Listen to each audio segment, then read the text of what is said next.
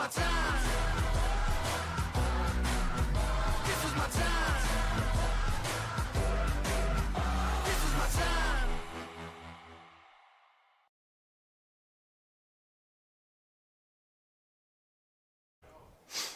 Well, good evening and welcome to Memorial Stadium. It is homecoming. Broken Bow coming off a huge victory over the Idabel Warriors 2 weeks ago. Hi, Chris Chandler here along with Skip Copeland, Zach West running the camera, Jonathan Calloway, our director. And it's a beautiful night for football, isn't it, Skip? It's beautiful, Chris. Got the most beautiful weather we've had so far this season, and we've got a wonderful homecoming.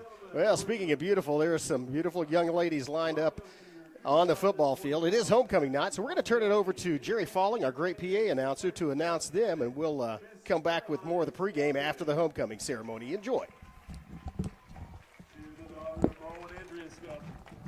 Caroline is a varsity cheerleader, a freshman basketball player, a member of the track team. She is also a member of FCA. Caroline's favorite Bible verse is Proverbs 31:30. A woman who fears the Lord will be greatly praised. Her escort tonight is Mr. Tyron Tinehiro. He's the son of LaDonna Ward, and Tyron plans to travel the world and weld after graduation. Caroline Skelton and Tyron Tinehiro. Your sophomore class candidate tonight is Ms. Tyson Woolsey. She is the daughter of Ryan and Casey Woolsey. Tyson is a two-year member of the Varsity Lady Savage basketball, softball, and track teams. She is also a member of Student Council, Spanish Club, FCA, Top 10%, and Oklahoma Honor Society. Her future plans are to play basketball at the collegiate level and obtain a degree of her choice. Her escort tonight is Mr. Kyler Cupid. He is the son of Braylee Cupid and Tanya Higgins. Kyler plans to travel the world and play football after graduation. Ms. Tyson Woolsey and Mr. Kyler Cupid. Your junior class candidate this evening, Ms. Kaislyn Lansdell. She is the daughter of Deandra Lawler, Matthew Curry, and Joseph Lansdell. Her grandparents are Tanya and Sonia Lawler. Kaislyn is a three-year member of the Broken Bow High School dance team, the Broken Bow FFA chapter, and FCA. Her future plans are to go to college, obtain a degree to be an ultrasound technician, and to open her own business. Her escort tonight is Mr. Jaden Allen. Jaden is the son of Amanda Winship and Junior Allen. After graduation, Jaden plans to go to college and progress in the medical field and make his family proud. Ms. Kaislyn Lansdale and Mr. Jaden Allen. Tonight, your senior class candidate is Ms. Avery Skelton. She is the daughter of Mo and Andrea Skelton. Avery is a four-year member of the Lady Savage basketball team and currently one of the leaders of FCA. She is a three-year member of Student Council and currently serves as secretary and leader of the Special Needs Committee. Avery's future plans are to attend Ouachita Baptist University where she will get her early childhood education degree. Her escort tonight is Mr. Corey Nocum. He is the son of Lorraine Stewart and Alicia Huskins. Corey's future plans are to continue his career in the military. Miss Avery Skelton and Mr. Corey Nocum. Tonight's senior candidate at large is Miss Kaden Jordan. Her parents are Emily and Jared Jordan and Nastasha and Chris Oglesby. Kaden is a member of FCA, the Broken Bow High School Pep Club, and a three-year member of Student Council. Her future plans are to go to college and obtain a nursing degree. Her escort tonight is Mr. Quinlan Bailey.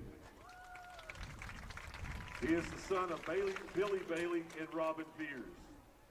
Quinlan is a four-year member of the Savage football team and hopes to continue his football career through college where he will be studying electrical engineering. Ms. Kaden Jordan and Mr. Quinlan Bailey.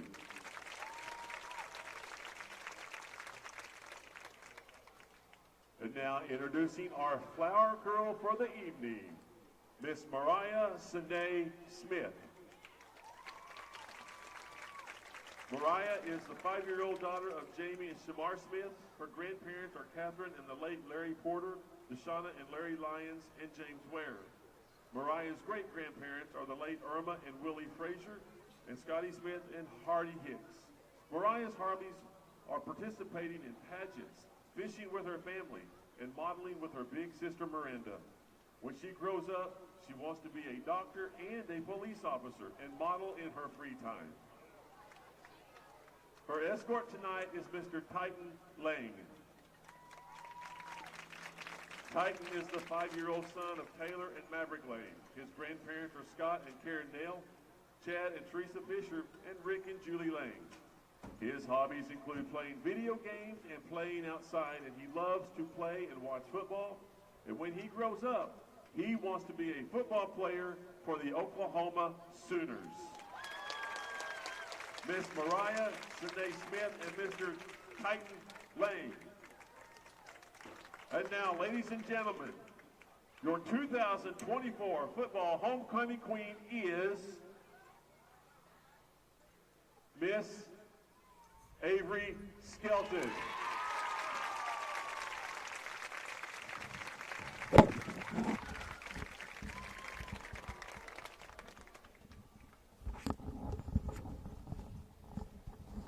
Avery Skelton, your 2024 homecoming queen for the Broken Savage Homecoming.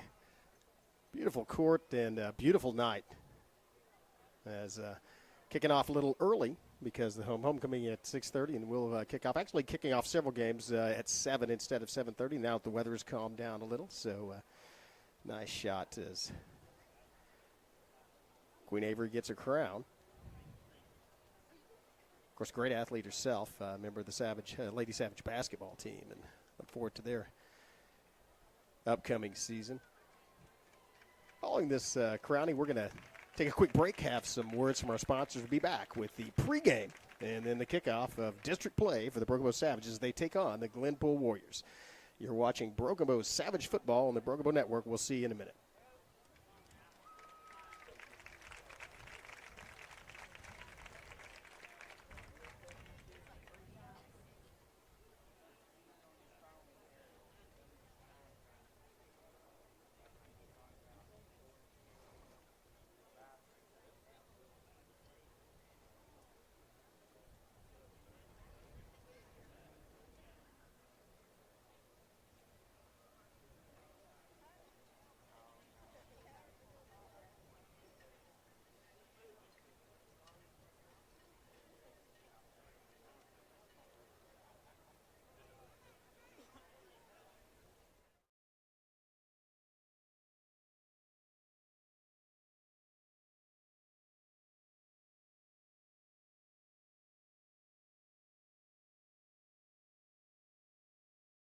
At McCurtain County National Bank, we are continually seeking ways to meet the changing needs of our customers.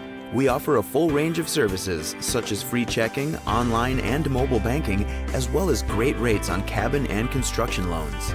We're providing results through better service while giving you a greater value for your dollar. Visit us on the web at mcnbonline.com. McCurtain County National Bank in Idabel, Broken Bow, Hochatown, and Valiant.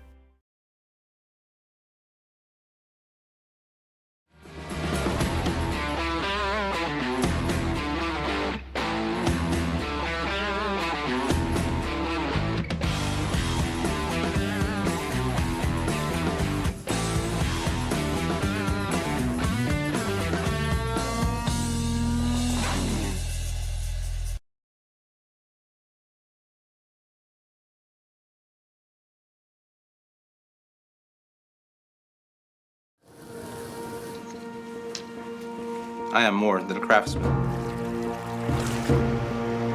I'm more than an outdoorsman. I am more than a maker. I am more than a firefighter. More than a teacher. Than a student. Than a leader. A singer. A healer. I am more than a champion. More than a princess. I'm more than a warrior. More than a Tushka. More than a storyteller. More than a protector. Then a graduate. A business owner. An athlete. A pastor. Chatta Yofina Chili. Chata elefana chile. Chata elefina chili. I am Choctaw proud. I am Choctaw proud. I am Choctaw proud. Choctaw proud. Choctaw proud. I am Choctaw proud. We are the Choctaw Nation, and together we're more.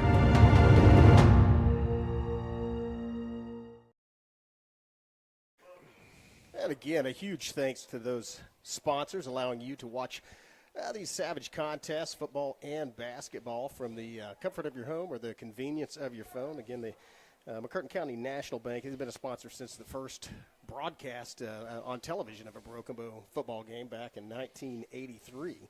And as I mentioned that, I was on that team, and that was a class of '84. They're actually here tonight across the stands, so shout out to them. Also, the Broken Tiki, appreciate their sponsorship. The Choctaw Nation Together We're More program. Cheryl's Pharmacy, right down there on Main Street. The Broken Bow Family Clinic. And Broken Bow Activity Shots. Appreciate all our sponsors, and tell them how much you appreciate their sponsorship of Broken Bow Savage Athletics and bringing you this exciting Broken Bow Savage football team. Man, what a season it's been so far. Is this team, a very unknown new quarterback, a lot of new faces, new coaching staff, and came out and had a chance to beat McAllister in the first game. Came up short in that one, but then went and won one on the road against Durant, both those 5A schools, and had some explosive plays there, featuring Graydon Howell, just the stellar sophomore quarterback. And then, of course, 2 weeks ago, they've been off a week. 2 weeks ago, it was here against arch rival Idabel, and man, what a game that was! As the Savages won 42-21, and that kind of established that. I think that's a pretty signature win for this Savage team. Chris, Graydon Howell's off to just a tremendous start. I mean, for a sophomore that hasn't played football in a couple of years, this is just incredible what's going on here at Broken Bow. You look at the statistics on the season, updated through the Idabel game, only 3 varsity games. This young man has over 1,024 yards from scrimmage, 117 snaps. That's an incredible average. He's been involved in 12 touchdowns, both rushing and passing. He's got 540 yards rushing already, which puts him in the top 20. I think he's in the top 27 all-time season rushing records now, and he's only got 3 games. He's got at least 7 more games to play. Well, yeah, it was one of the state papers, the Tulsa World or the Daily Oklahoman, and after the second week, after the Durant game, had featured a rusher, and there was a write-up, and it's an incredible accomplishment. I can't remember who it was, but it was one of the running backs for, I believe, one of the 6A schools, maybe Bixby or Jinx or Tulsa Union or somebody, and talk about, what an accomplishment that he already had 300 yards rushing in 2 games, and at that point, Graydon Howell had almost 500. Yeah. So, he had 400 and something through 2 games, or 470 yards or whatever it was through a couple of games. So, I mean, pretty incredible start to the season. He's not alone, however. We've got some other guys that are helping him, including Quinlan Bailey. Quinlan's having a nice season as well. This is his senior year. He's got 180 yards rushing through 64 carries. He's scored 3 rushing touchdowns, but really he's the leader of the team. That's what's more important about Quinlan, is he is the undisputed leader of this football team. The rest of the players look to him. If Quinlan's on, the team's on. That's typically the way it works. You see his tackle totals there, 33 total tackles. 17 of those are solos, and 5 of them are tackle for loss. 6'3", 210 senior, and he's quite a good football player. And one of the things that I know, they had a pep assembly prior to the season. It was back in August, and we came out here, and they have an opportunity to get the hype going about the season. And Quinlan took the microphone to speak, though, and one of the things he said is, everybody's writing us off. These people do not know how good this football team is going to be. We are underdogs, but we are one of the most powerful underdogs, and I'm telling you what, we're going to surprise a lot of people, and they have. They have shocked. I don't know if surprised is strong enough a verb to use in that sentence, and he has taken that leadership role, and they have followed it. This coaching staff has embraced these players and vice versa. They're learning a new system. It's amazing how many new players we get in this offense and defense. Yep. We still haven't seen half of what is in the playbook.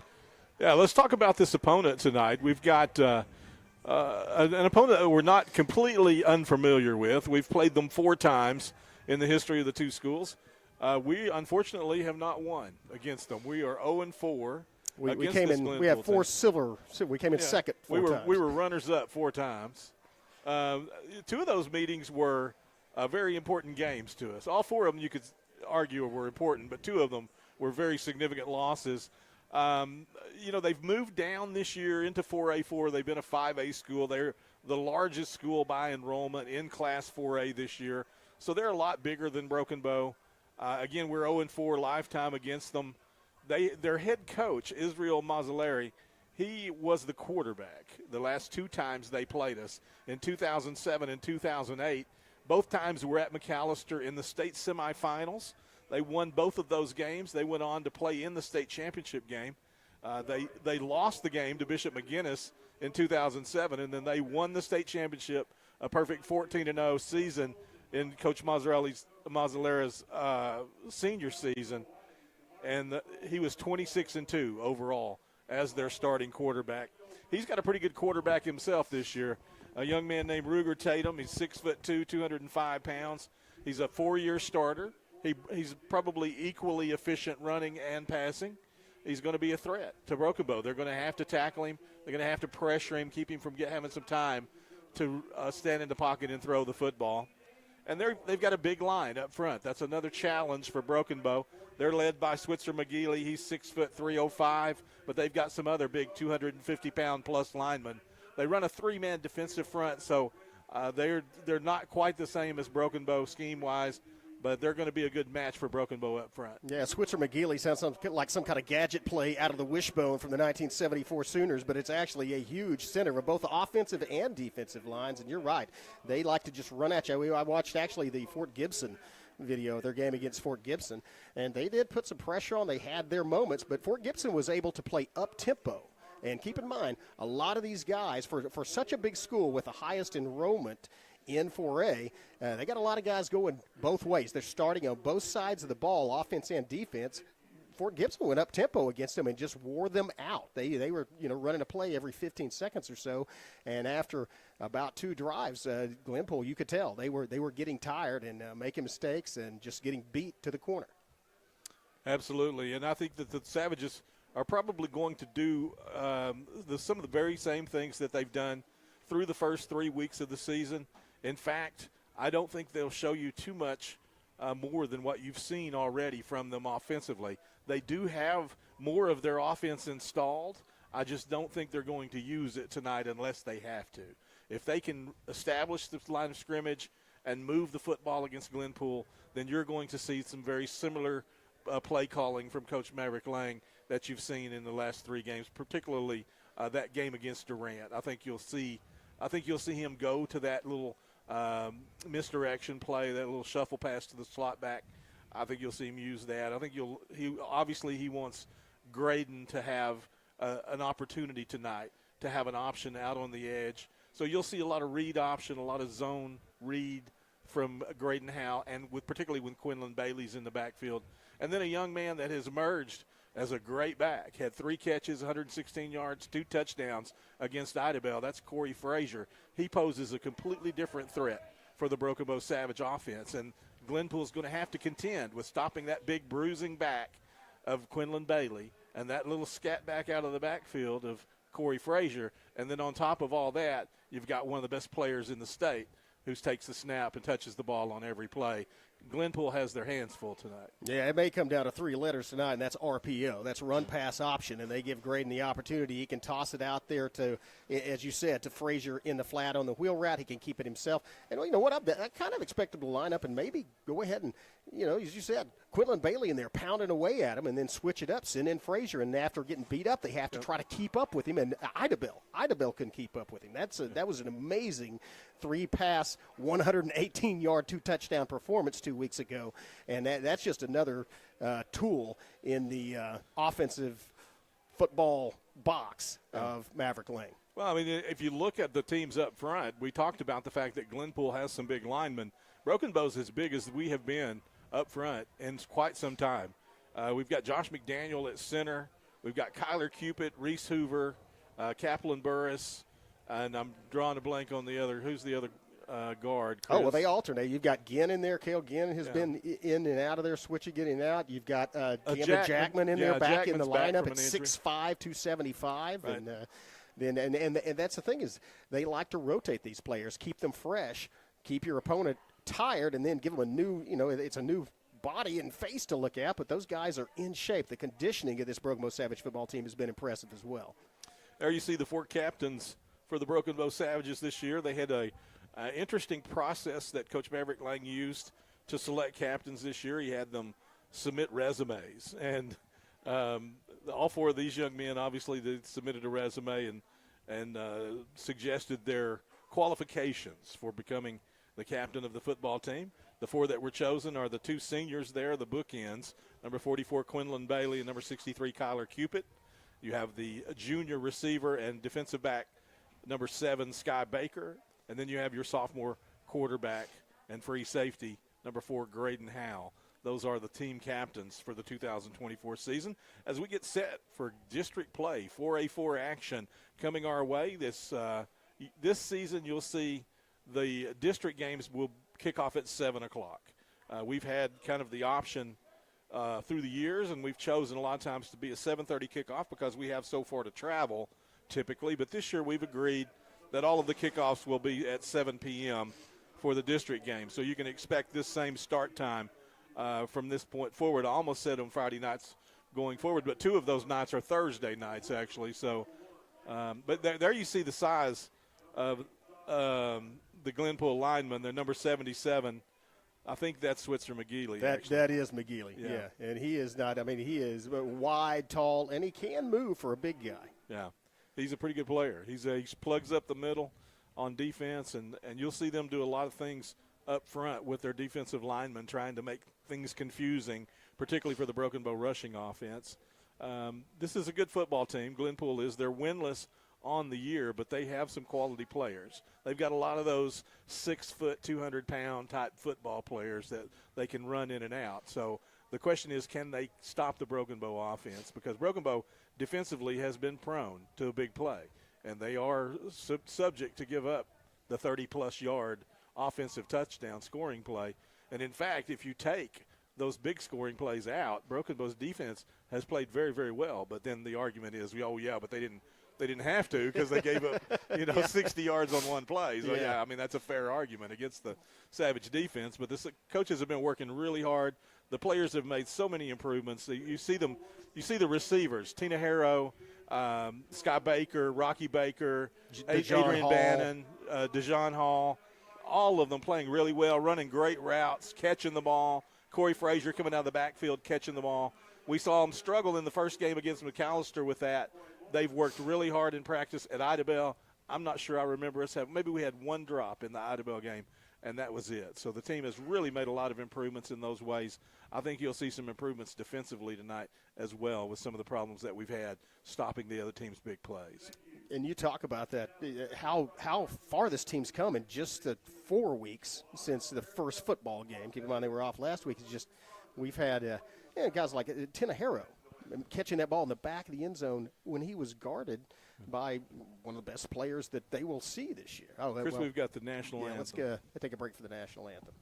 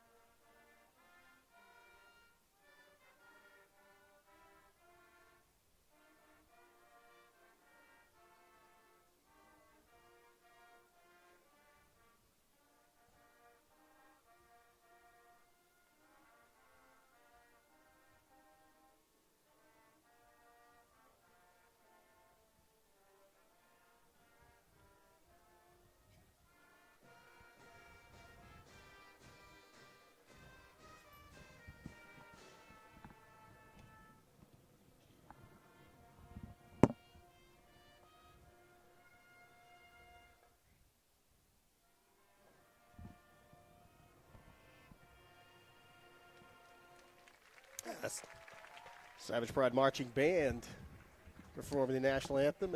About 2 minutes before kickoff. But as I say, that was Tinajero beat Matrell Lopez in the end zone and just up on a bullet pass from Graydon Howe. But that's the kind of thing, just the evolution of these receivers over a 3 or 4 week period has very promising omens for the rest of the season, Skip. If they improve as much as we said at the Durant game, if they improve as much this week as they did last week, then they have a good chance of beating Idaho. If they improve as much as they have in the last 3 weeks now, then we're looking at a contender for a district title, which is what Bailey was talking about. Quinlan Bailey in that parade, he said, we're not going to be not only not last in district, we want to contend for that district title, and they look like they are going to be good enough to do that. I agree with you. I think they have the confidence in themselves that they believe that they can do that, and that's really where this begins. It begins with them believing they can do it, getting out on the field and executing, working hard in practice to improve on the things that aren't going well for them. And that's what they've been doing so far through these first 4 or 5 weeks of the season, practice-wise. I've watched them continuously make improvements.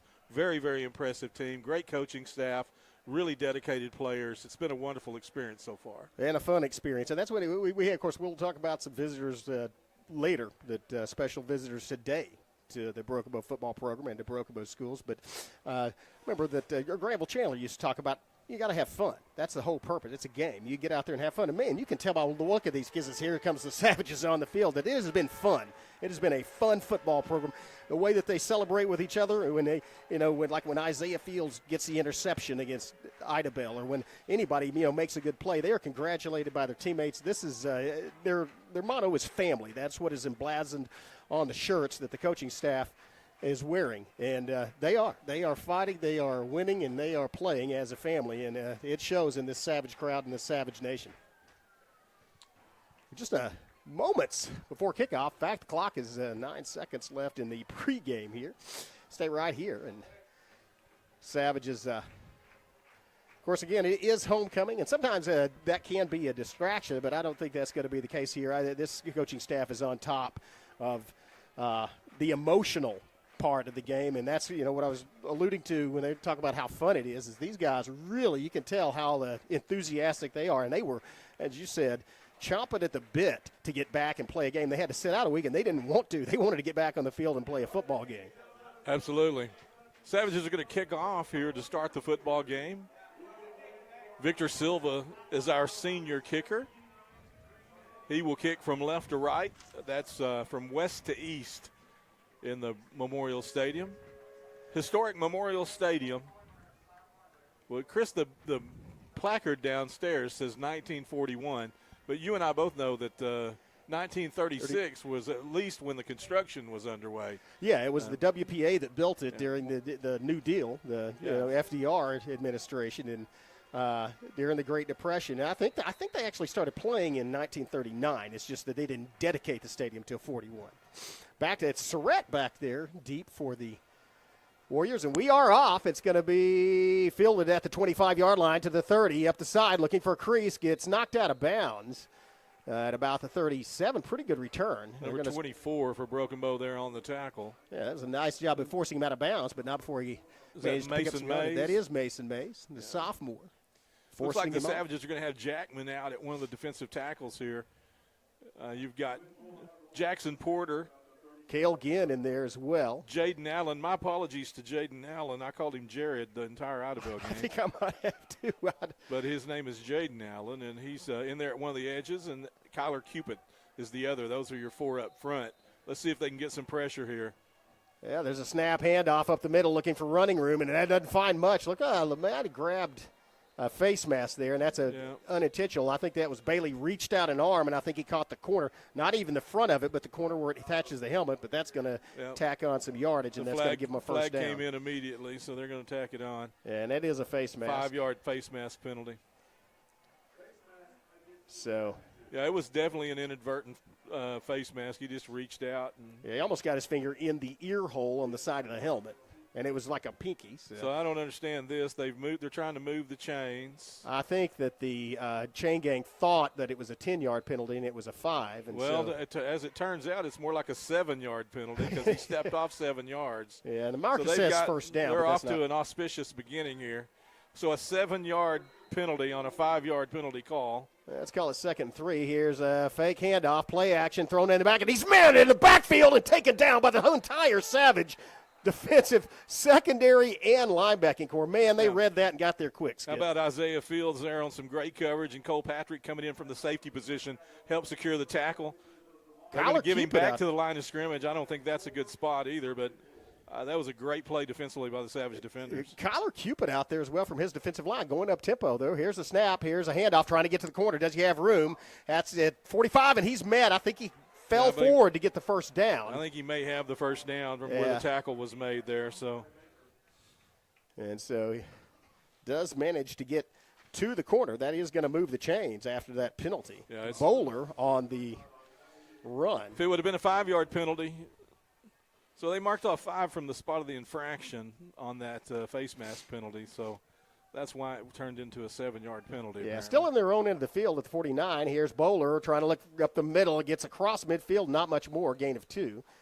And that may be their plan, is just pound away. We talked about in the pregame, Skip. It looks like they are just going to try to continue to go up the middle, then maybe try to get somebody loose in space and get to the corner against the Savages. Only one pass so far, and it gained them a net of 0 yards.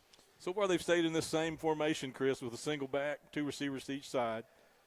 Here's Ruger. He's chased down and dropped to the backfield by Allen. Yeah. From the backside, Allen got him from the backside. Man, what a quickness he has.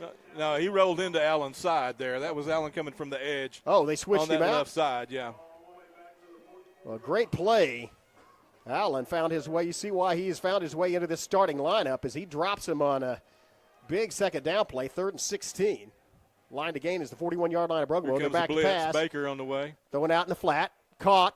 Eludes one tackle. Gets loose from Patrick and then forced out of bounds by Fields. Well short of the first down. Just across midfield. They're going to have to punt. That was a nice reaction as he had him out in space on the sideline and got just past Cole Patrick, but immediately forced out of bounds by Fields. And so that's going to bring up 4th and 9. And Savages should have a good opportunity here for field position. They've got Sky Baker back at about the 20-yard line. We haven't seen a lot of the kicking from the Glenpool on the tapes anyway. Well, here's the kick. It's low. It's a pretty good kick, though. But it's going at an angle, and it's going to be fielded there. I'll get away from it. It goes inside the 15, so it does pin the Savage back inside their 15-yard line. But as we know from the season, the field position so far has not played much of a role in the Savage offense. They started a drive at the 5-yard line against Idabel and proceeded to march 95 yards downfield. And we expect to see Graydon Howell and company. And, of course, if you look out there, you see big number 77. That's McGeely right in the center of that line, the nose guard, 305 pounds, but he's only about 5'10". It's hard to move. Sonny Freeman starting at that other guard position tonight. Freeman and Cupid on the left side, Burris and Hoover on the right side. Burris with the task of blocking McGeely. Here's handoff up the middle. Bailey, huge hole for Bailey. That was a great block. Was that trap blocking, Skip? As they opened up a 5-yard hole for Bailey to run through. Yeah, it was a little bit of the inside there. You had a switch on the inside and a great block. McDaniel and Burris opening a big hole. So Bailey doing some hard running. He ran right through the linebacker to get that extra 3 or 4 yards at the end of the play. Gain of 11 by Bailey moves the chains. It gives the Savages 1st and 10 at their own 25-yard line.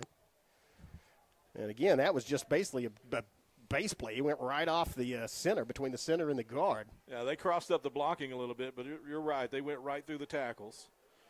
So Howell back again with Bailey. They're going to shift Flip Brannon and Williams off to the other side. Now it's going to be student body to the left. Looks like he may throw. Howell tosses it up, and it's wide open. Oh, right in and out of the hands of Fields. He was wide open at the 40-yard line. That was a nice pass by Graydon to find the open receiver downfield.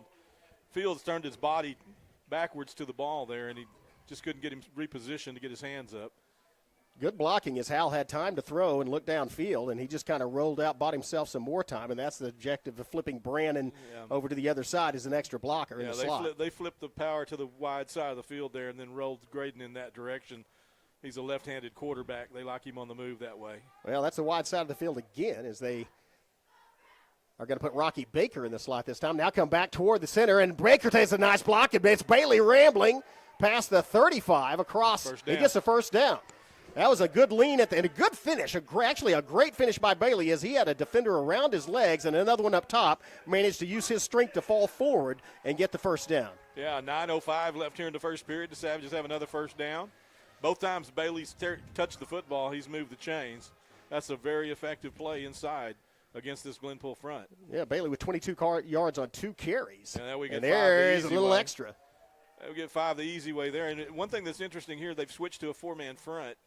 Glenpool's showing us 4 linemen here because they know that the Savages are going to continue to pound the ball inside the tackles. They're going to try to get some more weight in there, which means they've got one less linebacker to work with as well. So we'll see. I'm sure Maverick Lang will take advantage of this before too much longer. Yeah, as right now he has, it looks like Brannon split out to the far side along with Dejan Hall coming into the near side here. Yeah, with Fields and Baker. Hall's the lone receiver here on the near sideline. Back to pass. 1, too. Good open. coverage. Lots of time to throw. Hall's Looking open. down, and he has a man open. He slows down. Catch of Brannon. Complete. What a beautiful pass behind 2 defenders and a great route by A.J. Brannon. That's getting behind the defense. Adrian Brannon going up and getting the football. He positioned his body just right, got his hands up, got the ball. Nice job staying in the pocket, and they're going up tempo already on the line of scrimmage. Here's a quick toss, and it's going to be Bailey looking for the corner. Cuts it up inside to the 10, to the 5. Touchdown, Broken Bow. Wasn't that easy. Wasn't that easy. That's just exactly what we wanted to do. Hammer the ball inside between the tackles, move the chains a couple of times, and then as Maverick Lang likes to air it out. You saw him do it successfully. That was just a beautiful play, and that was the offense looked unstoppable. Well, because they were unstoppable on that drive. 86 yards in 7 plays, Skip. That was well done. The entire offensive unit working in tandem to move the ball that 86 yards. Beautiful protection. Here's the snap, hold by Skelton. Kick is up, and wow. It's blocked. It's 14 of 15 now for Sylvan. Still, Savages draw first blood, 6-0, Broken Bow with 8:12 left first quarter. We'll have a message to be back with more Broken Bow Savage football. At McCurtain County National Bank, we are continually seeking ways to meet the changing needs of our customers.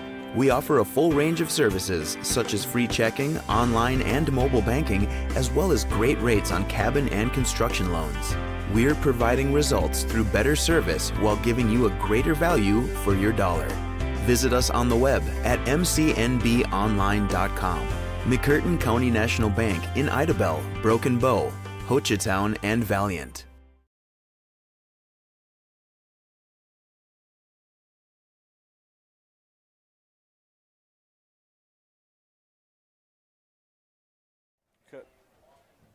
And we're back. Well, that was a beautiful drive as Broken Bow, again, just marched downfield, combining the throwing of Graydon Howell and running of Quinlan Bailey. Bailey takes it in from 12 yards, gets a TD. First missed extra point by the Savages this season. It was blocked, but still 6-0 Broken Bow. And they will kick off once again to Glenpool. Expected to go to the far side. It's going to be fielded once again about the 25-yard line, looking for a crease, same place, same side, and about the same result. Gets up to just short of the 40 before he's pushed out of bounds. Looked like it was Mays once again on the stop. So not bad field position. Both of these drives for Glenpool have started in pretty decent field position as the kicks, again, by Silva haven't been as high. They wind up about the same place, but they have not had as much hang time, and as a result, the Warriors have had an opportunity to run it to about the 40-yard line. Just short of it. Let's call it the 39-yard line. 1st and 10.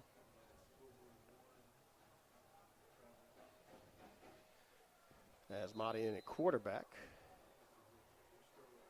Single set, single back, looking to get it wide, and he does have some running room. And, he's met just off the line of scrimmage. Bailey brings him down, but not before a gain of about 3. They'd like to get it. Like to get a little more outside contained and force him back in before that. That's not bad yardage on first down. One of the better runs thus far by the Warriors. Let's bring up second. Let's call it 7. Now at the 42-yard line. Looking out now, he looks to throw, throws it across the middle, and now makes one move. Watch out. And gets past one Savage defender all the way into Savage territory at the 44-yard line and falls forward to the 41. That's going to be a first down, and now they have the ball in Savage territory, and that was just a slant route. Yeah, it was a slant route. We overran it a little bit in coverage there and missed that first tackle, but Sky Baker recovered, got him by the jersey and got him down, but that's going to move the chains. There's a penalty in the backfield. Well, that may be coming back then. Looks like Glenpool thinks it is. Yeah, that area is usually holding, and that's, I think, what it's going to be. It is holding against Glenpool. So negates the catch and run by Surratt. Apologize if I'm mispronouncing. But one way to stop the Savages from getting too much pressure on you is to get your hands out and hold those big linemen. Yeah. Well, get a little extra leverage when you have a fistful of jerseys. The way Kyler Cupid's been playing, that may be the only way. Yeah, and also Jared Allen. We called him Jared. I called him Jared again. Yeah. He's under pressure. He has to scramble out, looking downfield, and now he's going to have to run it, and he's taken down by Bailey. Yeah.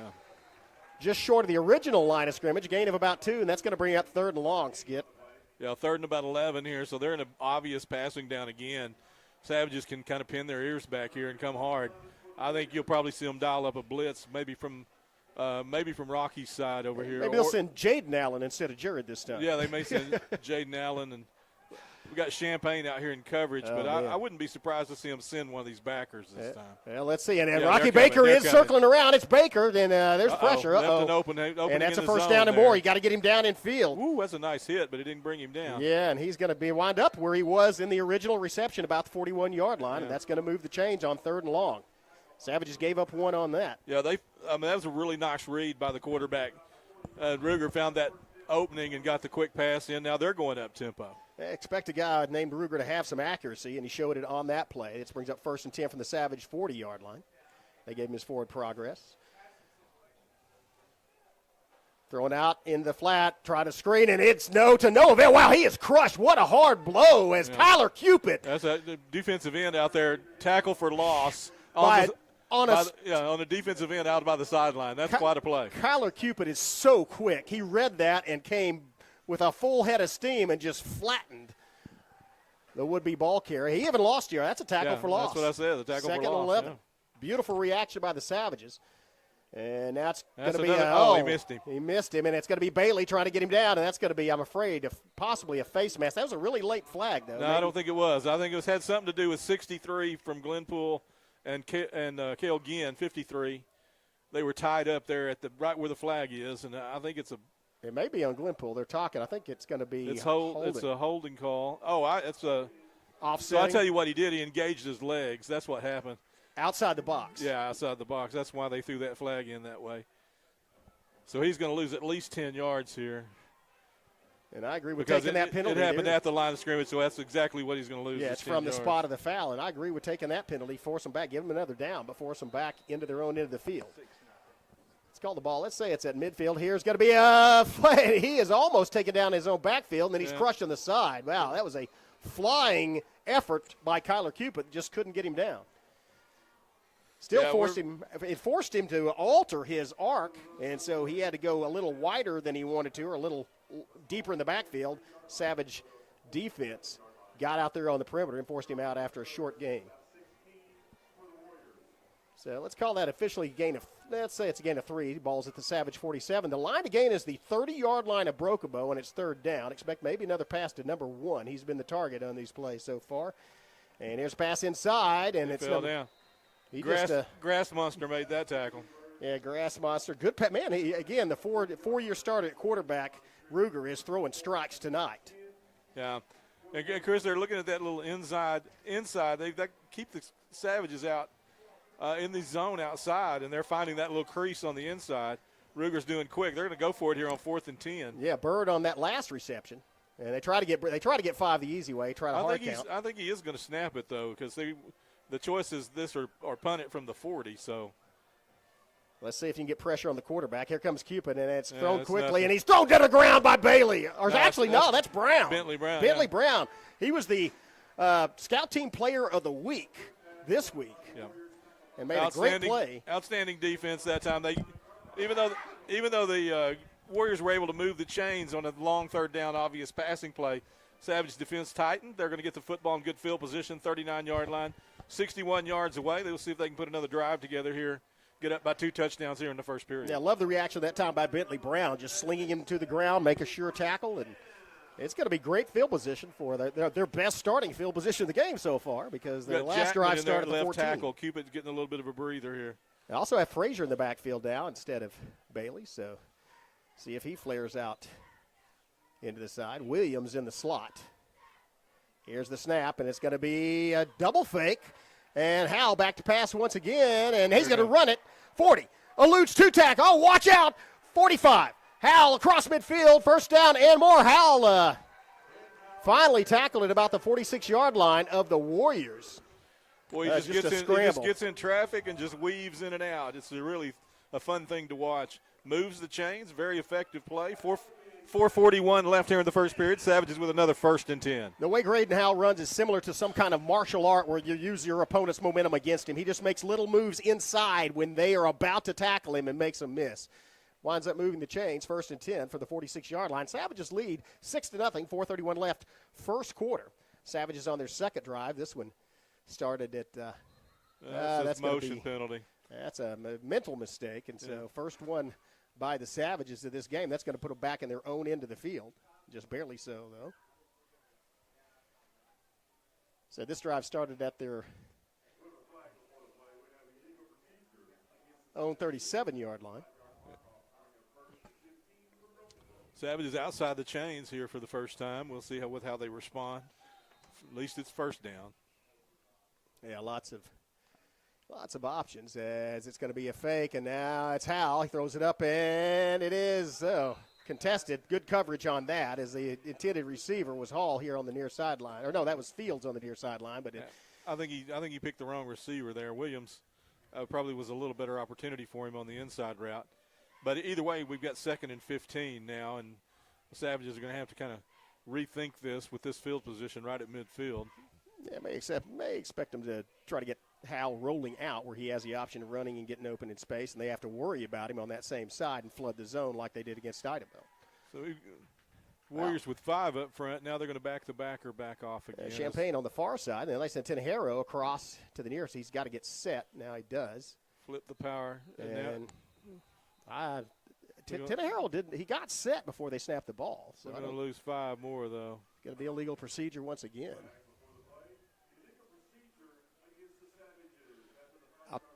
Tenejero did get up on the line and then step back to be in the backfield, and that may be. We didn't snap the ball though, so I mean he can still step back. I'm not sure what the procedure penalty was, but either way, we've lost 5 more. Now we're at 2nd and 20. So this is probably clearly a passing play. Yeah, Frazier in the backfield. Here comes the backers. And here, rolling out the near side, watch out, and it's going to be a wide open field for Graydon Howell to go through. 40, 45, 40, 35, 30, 25, 20, goodbye, 10-5, touchdown, Graydon Howell. Well, that's not going to hurt his rushing statistics any. 56 yards on 3rd and 16, and he made it look. Got a flag at the 40-yard line. Yeah.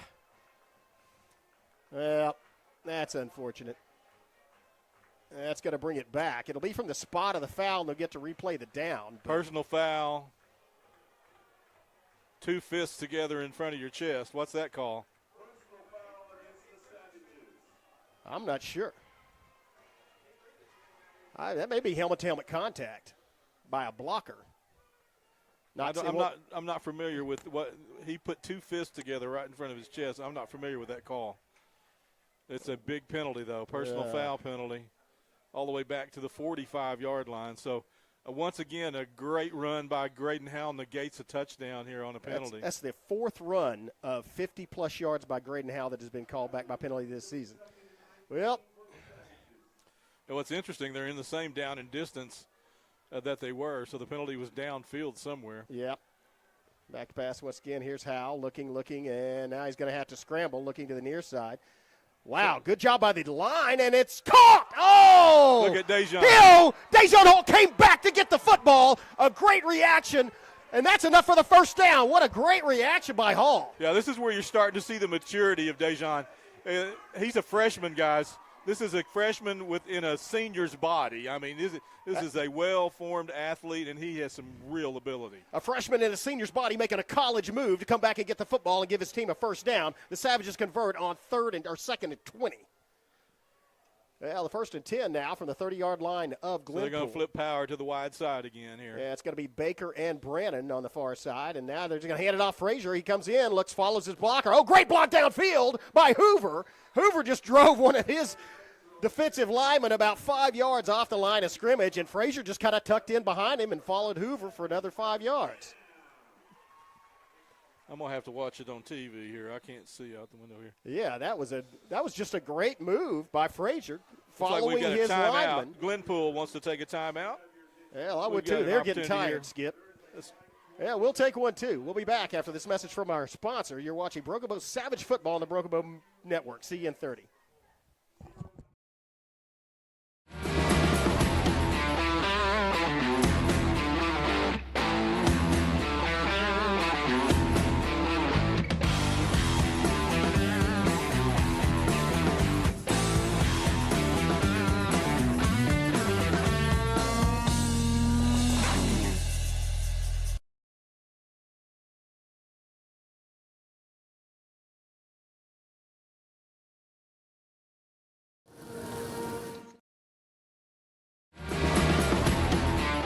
Let it go. It's a 2-minute. It's a 2-minute. Welcome back. No. Okay, I'm sorry. Go ahead. Dejon Hall. Again, Skip, let's talk about that reaction by Dejon Hall. We were talking about during the break. If he gets to where he is that guy that comes back to the football, and he is, watch out. Because he has a lot of athletic ability, and he is starting to use it to get his body and get position and make plays for Broken Bow. Howell to Hall might be some words that you're going to hear over and over again. For 6. 1st and 10 from the 19-yard line of the Glenpool Warriors. Here's just a toss sweep. Watch out. Here comes Frazier walking to the edge. Has some blocking outside. Following, just follows his block. Gets about 3. Maybe about 4. It depends where they mark it. Looked like he might have got to the 15. Yeah, It's not bad. I mean, honestly, on that play, you could have just tucked it inside and taken the 3 or 4 yards that they had to offer there. You're in the red zone here, so really it's just a matter of keeping it in a manageable down and distance, giving yourself an opportunity to score. Yeah, he just gained 2 on that. Let's call it 2nd and 8 from the let's call it 17. So now they have Hall actually lined up in the slot on the near side. Williams in the far side. Power package. Yeah, everybody's tight. Now we'll split. Now they're going to send Hall out to the near side, along with Tenejero. Fake play action, looking down field, and now it's going to be Howell. Howell eludes one. Oh, how did he do that? And then he eludes another tackle, and now it's Howell to the 20, 15, 10. Howell looking, 5. Howell down to about the 2-yard line, and when he runs, it doesn't even look like he's running full speed, and still he's making people miss. Yeah, that honestly looks like he's playing a video game, Chris. I mean, he's just out there with the ball in one hand and just moving in any direction that he wants to. It's like he's on the basketball court. They're really, really fun to watch. Yeah, I mentioned this, I think, during the Durant game, but if you're used to driving a lane and you have a foot between 2 people, I mean, this is a huge gap if it's a yard. Jonathan gave us the call there. That was a blindside block earlier. Oh, thank you. So, 1st and goal for the Savages. Hand off Bailey. Huge hole. He's going to run into the end zone. Easy. Quinlan with his 4th rushing touchdown of the year. Right behind Kaplan Burris, and now it's 12-0. I wonder if, now here's the situation that the first time they've had an extra point block, do they go for 2 here or not? Yeah, I think they do, actually. And with that, the way that they moved them off on that play with Bailey, I think they do too. But Graydon's coming off. Looks like they are. Well, Bailey, direct snap to Bailey. We might go into the Wildcat here. Well, there's not. Skelton isn't out there to hold. That's true. And Victor's not out there either. This is definitely a no, wildcat. McDaniel's in. He's the regular snapper. And so we're going to run right at them. Watch this. This is going to be power football, They're going to say, stop us. Yep, and they can't. Look Bailey waltzes into the there end zone. is. Waltz or tango, I'm not sure, but he scored 2 points. That's a bad omen for the Glenpool Warriors when they can't stop that play. Yeah, 1:41 left, first quarter. Savages up by 14 nothing. We'll take a break and be back. You're watching Broken Bow Savage Football on the Broken Bow Network. I am more than a craftsman. I'm more than an outdoorsman. I am more than a maker. I am more than a firefighter. More than a teacher. Then a student. Then a leader. A singer. A healer. I am more than a champion. More than a princess. I am more than a warrior. More than a Tushka. More than a storyteller. More than a protector. Then a graduate. A business owner. An athlete. A pastor. Chatta Yofina Chili. Chata elefana chile. Chata elefina chili. I am Choctaw proud. I am Choctaw proud. I am Choctaw proud. Choctaw proud. Choctaw proud. I am Choctaw proud. We are the Choctaw Nation, and together we're more.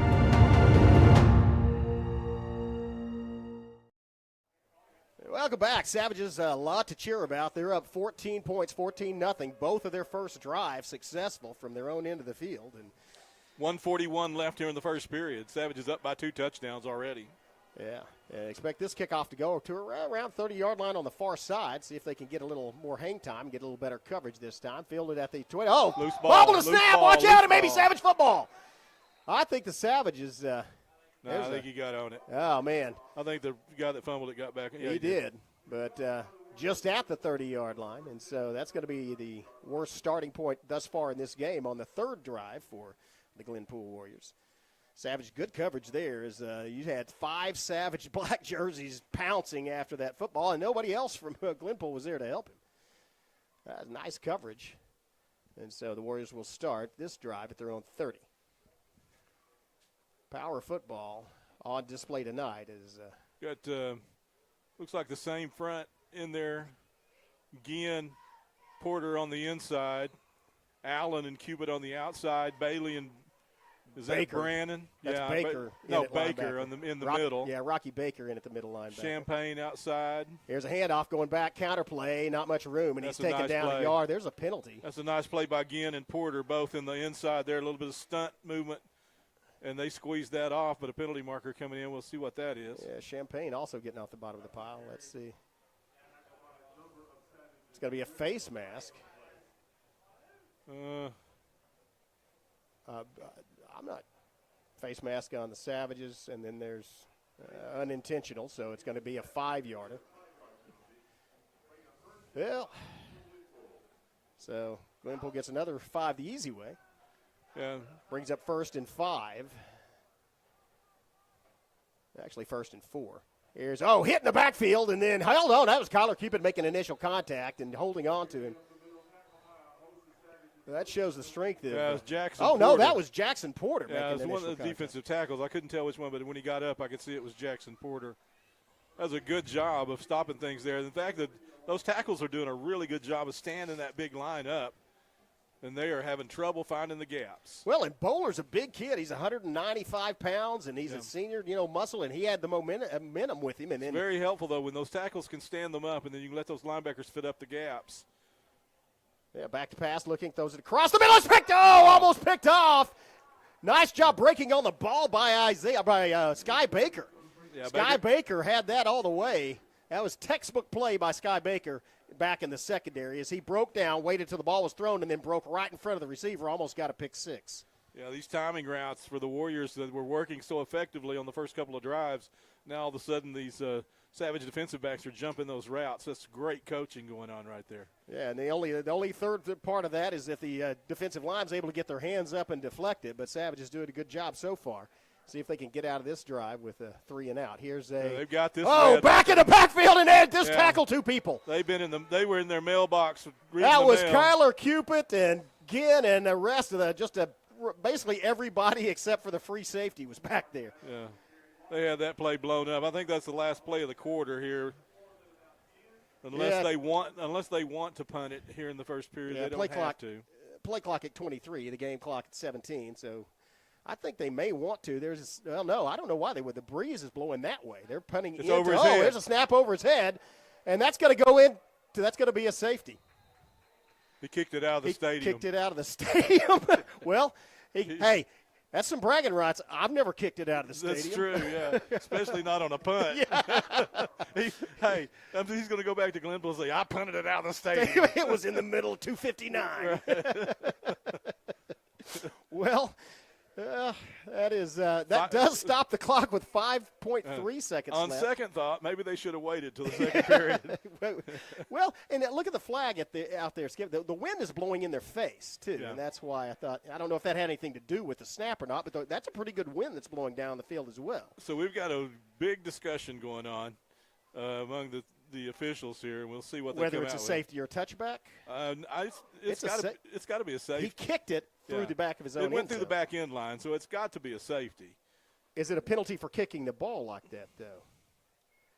I don't think so. I don't think it is, no. Well, he's having a discussion, and he just needed a little There is a penalty. It is a safety. Yeah, so it's not a penalty. They picked the flag up, and they called the right call. So it's 16 for the Broken Bow Savages now. Second week in a row, the Savage defense has scored points. So both of the last two scoring plays by the Savages have been 2 points. that's and in different ways. Yeah, it's true. Yeah. Do they still have the drop kick in NFHS rules? I know it is in college. You can literally drop kick it for. I would think so. I haven't seen any rule change that has changed that. So. I haven't seen one. I don't know if I've never seen one in a live football game. But, I did. I saw Doug Flutie do it one time for the Patriots in the NFL game. Oh, really? Yeah. Okay. Well, 5.3 seconds, and it's going to be a free kick. Yeah, they're going to from their 20-yard line. From the 20, exactly, yeah. So this is a great opportunity for the Savages, again, to set their offense up somewhere in that midfield range. Oh, from the 15-yard line. That had to be a 5-yard penalty then. So they called some kind of penalty because ordinarily this kick would be from the 20. That's what I guess that may be what he asked. Because he conferred with Maverick Ling, and that's what he said, yes, we'll take the penalty. It's assessed on the kickoff. Yeah, okay. So here comes the kickoff, and it's a squib. Yeah, this is going to be wonderful field position. Well, Champagne at the 45. It's going to be Williams at the 45. That's Champagne. Champagne, not Williams. So that's the last play of the period. The Savages are going to have the ball 42 yards away when play resumes. 16-0. The Savages lead the Warriors here at the end of one period of play. We'll take a commercial timeout. And we'll be back right after this. At McCurtain County National Bank, we are continually seeking ways to meet the changing needs of our customers. We offer a full range of services such as free checking, online and mobile banking, as well as great rates on cabin and construction loans. We're providing results through better service while giving you a greater value for your dollar. Visit us on the web at mcnbonline.com. McCurtain County National Bank in Idabel, Broken Bow, Hochatown, and Valiant.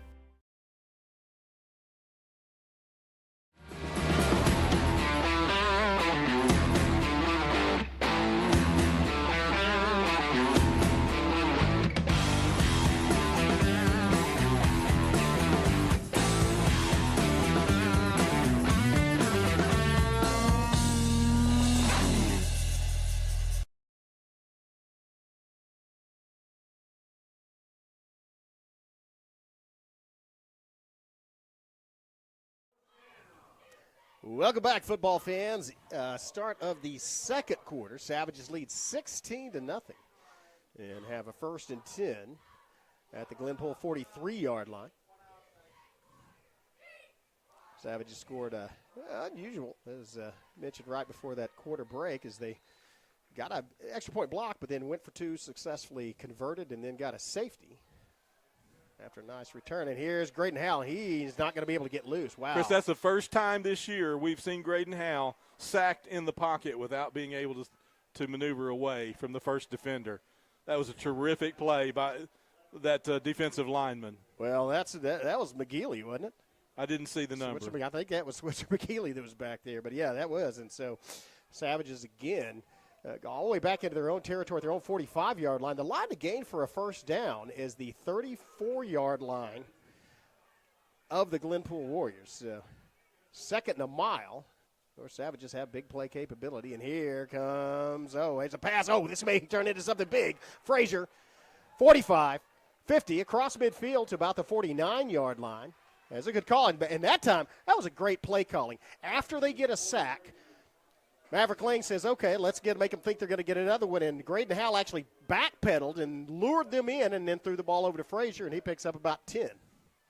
Yeah, just a little outlet pass there. I think that was kind of a safety valve.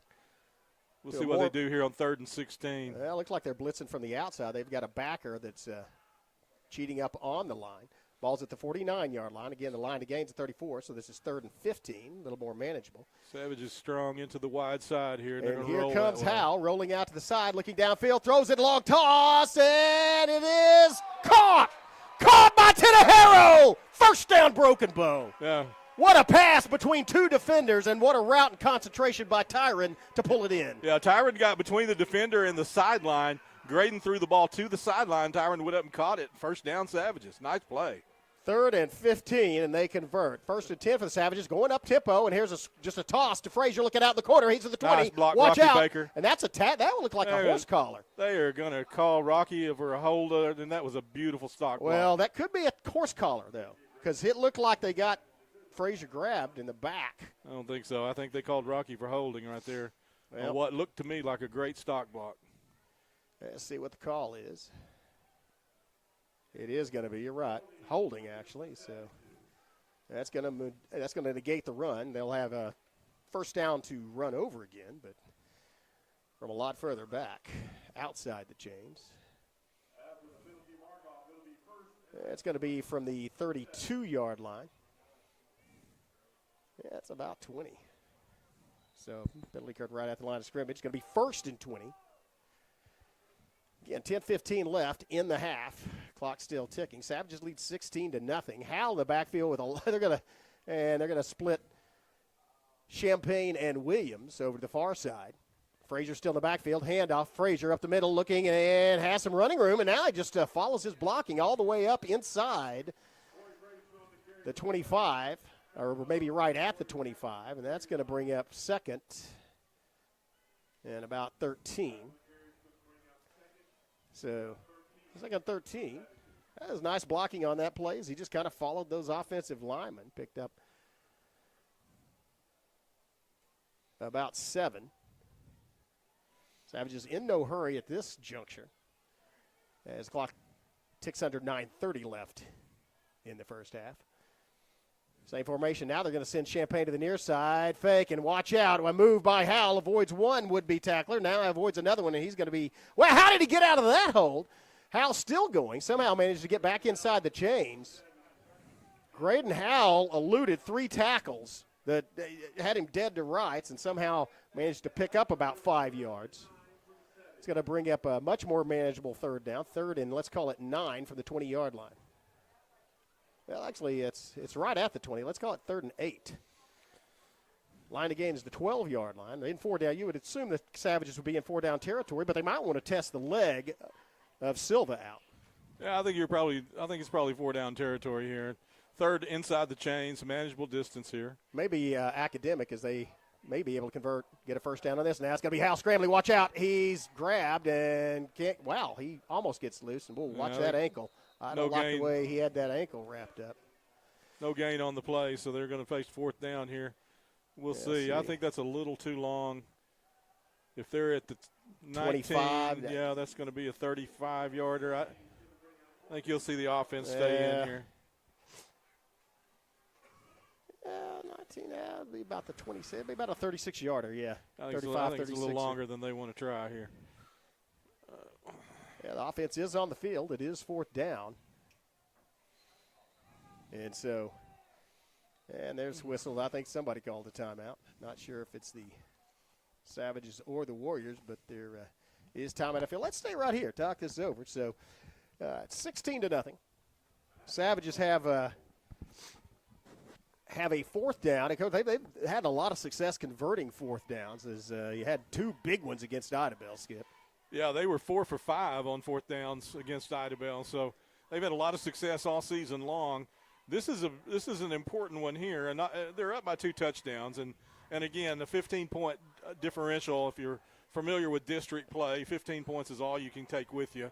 So if you win by more than 15, it's superfluous. But the Savages will have an opportunity here on a big fourth down conversion to get another score here before halftime, and that's going to be a great confidence boost if they can do that. But the worst-case scenario is they turn it over on downs inside the red zone, and Glenpool has to march the length of the field against the Savage defense, who's playing very, very well tonight. Well, it's still 8:14 left in the half. Savages have all 3 timeouts. This is likely not their last possession, regardless of what happens, not their last possession of this half. Well, they have to get down to the 12-yard line. It's going to be Frazier in the backfield with Howell. Baker in the slot, and he's going to roll out to the near side. Now it's a throwback, and watch it. This is the one they scored on. 2015, first down and more as Frazier. That's the same play he went to for 2 touchdowns against the Idabel Warriors on, and he gets a first down here. Yeah, I was worried about a flag coming in there at the end of the play, but it didn't, so that's going to set up a first and goal. Another fourth down conversion. They're 5 of 6 of their last 6 attempts. Is that correct? Yeah, 5 of 6 with the last 2 games anyway. So first and goal from just inside the 10. It's about at the 9 3/4 yard line, just about, it's a foot inside. Wind the clock. And so first and goal for Broken Bow. Howell with Frazier. They're going to send Baker in motion across to the other side. Now he stops in the slot. Going to be power football following into Locker. And it's Baker. Oh, great block. And Howell. Frazier just waltzes into the end zone. He just followed Rocky. And Rocky Baker didn't even have anybody to block. The offensive line of Broken Bow blew him off the ball. That was fantastic job. We've got a problem with the scoreboard. Yeah, there's no flag. The touchdown it was at does 7:14. Count. The clock was at 7:14, and then it jumped to 7:43, and now we can't get it to run. So we've got a scoreboard problem here. Yep. Well, let's talk about what a great play that was, though. It looked like Rocky Baker went through the hole as a lead blocker, and there was nobody for Baker to block.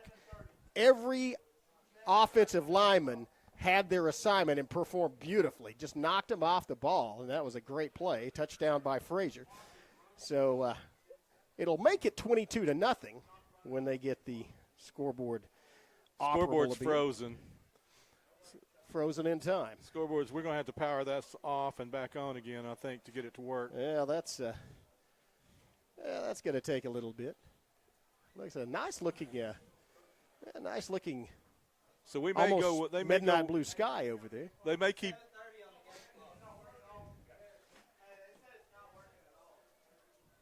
Yeah. What's that? Well. So we may run it. This is an untimed down anyway, so they may run this. Yeah, give them time to fix the scoreboard. They haven't put the 6 points up. It is a score, though. That is a touchdown. The scoreboard's frozen, so they're not able to use the scoreboard at all at the moment. Chris, I'm gonna have to be gone for just a minute. Oh, sure. No, I'm glad. And you might actually skip probably a system getting that scoreboard up. Hey, I'm just glad. I wish that wasn't happening, but I'm glad that there is somebody having technical difficulty other than us. Yeah. But as you see, the scoreboard's.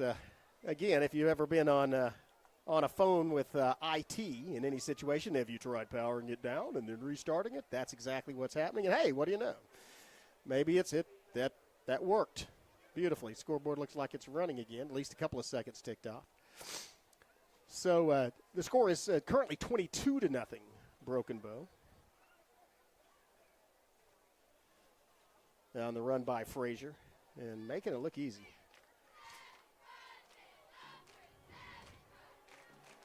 So Frazier adds to his. Oh, man, some savage backs. Again, that was actually a run. Frazier's 2 touchdowns last week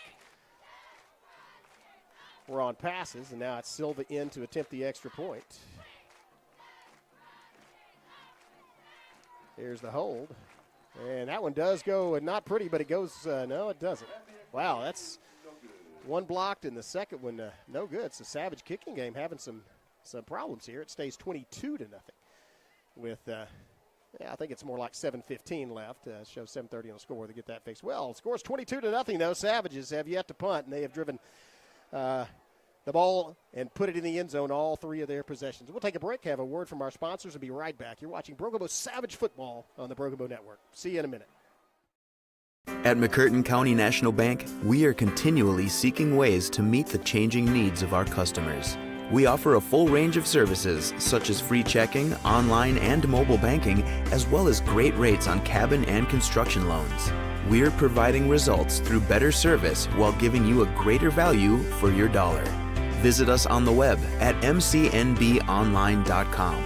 McCurtain County National Bank in Idabel, Broken Bow, Hochatown, and Valiant.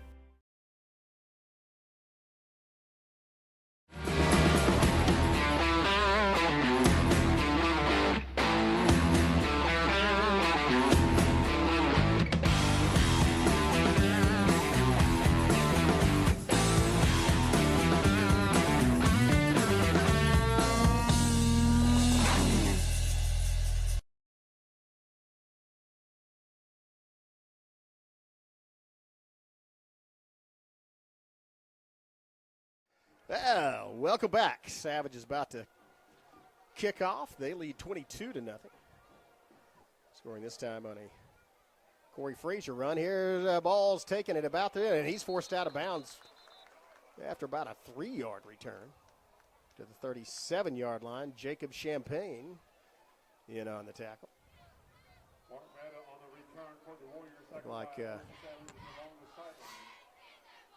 Along with a couple others. I think that was Giddens as well on the stop. But that's about the field position that Glenpool has started their other drives. 37-yard line. So not bad field position. But just not giving them an opportunity. I completely agree with that. Not giving them an opportunity for a big return. Of course, Savages gave up a touchdown on a kickoff return 2 weeks ago. Quentin Zaretta of the Idabel Warriors. Now it's going to be Ruger alone in his backfield. Quarterback keeper gets a hand on him, and then he falls forward. Nice gain on first down. Gets about 4 before he's brought down as Allen circled around and had one hand on him but couldn't bring him down. So Ruger gets up across the 40 to the 41, so officially a 4-yard gain. That brings up 2nd and 6. Hurry up offense. Open backfield. It's another creeper, and this time he's met by Kyler Cupid in the hole and gets very, very short gain. Cupid drops him for a gain of about 1. That brings up 3rd and 5. And they've just been trying to get the Savages to, with that hurry-up offense, maybe find a gap or spring Ruger. Unable to do it. Good job of Cupid getting in there, getting his shoulder into the quarterback and bringing him down. 3rd and 5. Trip split out to the far side. Twins split the near side. 5 receivers and has a little time to throw. Now he's taken down by Kyo. No, gets away from Cupid, but not away from Ginn.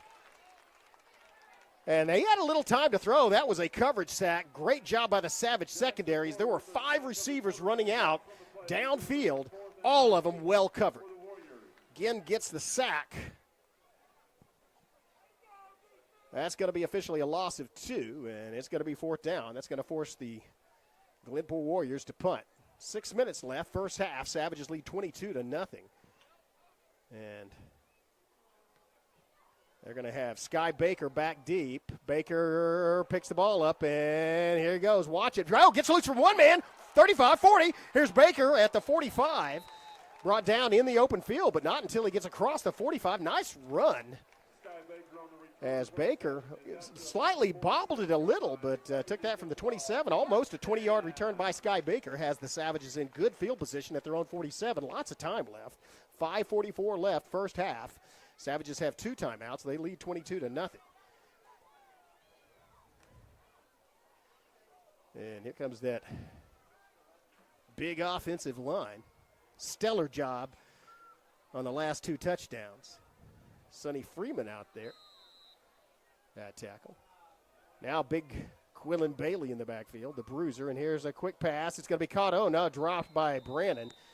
And it looked like they sent Bailey over to the near side as basically a blocker. So just a tunnel screen out there.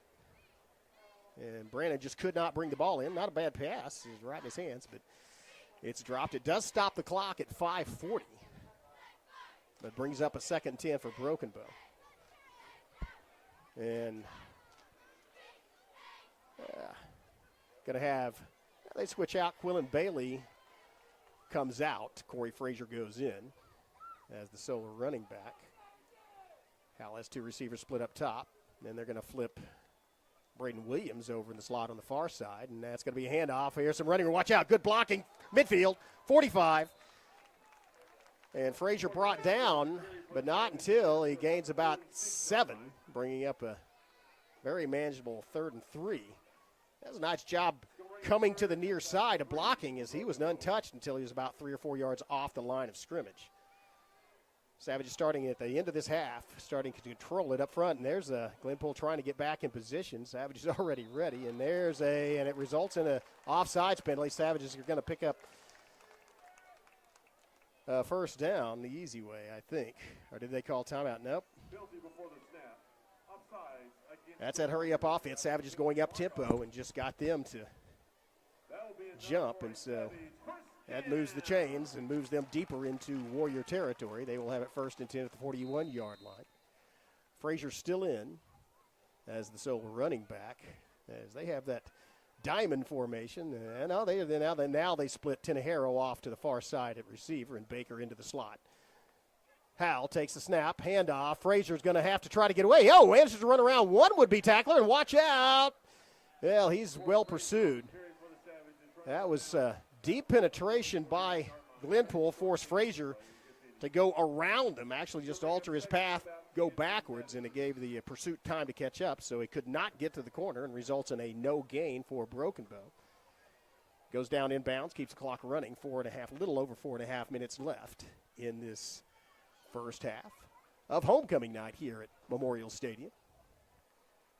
Got Rocky Baker in the slot at the near side. Looks like field split out to the far side, and now low snap picked up by Howell off the turf. Watch out, Howell running, now launches it. He has a receiver! Oh, over Tenejero's hands, pretty well covered. As looked like Tenejero flashed into the open briefly, but then the coverage caught up with him. As that was a deep pass all the way into the end zone. Incompletion stops the clock with 4:15 left. 3rd and 10. And so looking to get the play from the sideline. Jacob Champagne split out here near the boundary. Sky Baker and Braden Williams. Isaiah Fields split out to the far side. Now it's going to be Howell looking under pressure, rolls to the side and goes out of bounds. As that's actually a loss of about 4 yards, as he was looking downfield but could not find anyone open, and so the Savage punt team sprints onto the field, and they're going to kick it away from their own 41-yard line. So hand it to the Glenpool Warriors, as they actually held the Savages to minus after Broken Bow got it across on the offsides penalty. Glenpool recovered and managed to force the Savages to lose 5 yards. Brings up the first punt of the game for Broken Bow. And it's going to be A.J. Brennan back at his own 45. And now the rugby-style kick to the far side. It's going to bounce out of bounds inside the 10. Beautiful placement of that kick as it goes out at the 8. Nice job, A.J. He kicked it from about midfield, and nice accuracy. Good coverage, too, as the Savages had it down there. Got about 3 black jerseys spaced out evenly and preventing any kind of thoughts of running and picking up the football. So as it goes out of bounds inside the 10, still lots of time left, a little over 4 minutes. Actually, when I say a little, 1 second over 4 minutes left in this half. Savages lead at 22-0. And the one word that describes the performance thus far is dominant. Both sides of the ball. That's their first punt of the game, and it comes with them up by 22 and 4 minutes left in this first half. So it's going to be Ruger standing on his own 2-yard line, and here's a quick pitch trying to get outside. Does have a little running room, runs to the 10, and then he's met. Wow, nice pursuit from the entire Savage defense. 1, 2, 3, 4, 5, 6, 7, 8. 8 Broken Bow players met him at about the 10, so 2 yards off the line of scrimmage. Lowers the shoulders and gets another I take that back. It looks like the line of scrimmage is actually the 9-yard line. I thought the ball went out at the 8, but it was at the 9. So let's call that a gain of, let's call it a gain of 4. And here's a run up the middle, and there's just no room there as it's stuffed. Ball carrier does not go down, but does not go forward, and so that's going to be a gain of 1. That brings up a big third down, 3rd and 4. Line to gain is just short of about a foot short of the 20-yard line. As the clock continues to run, now 3 minutes left.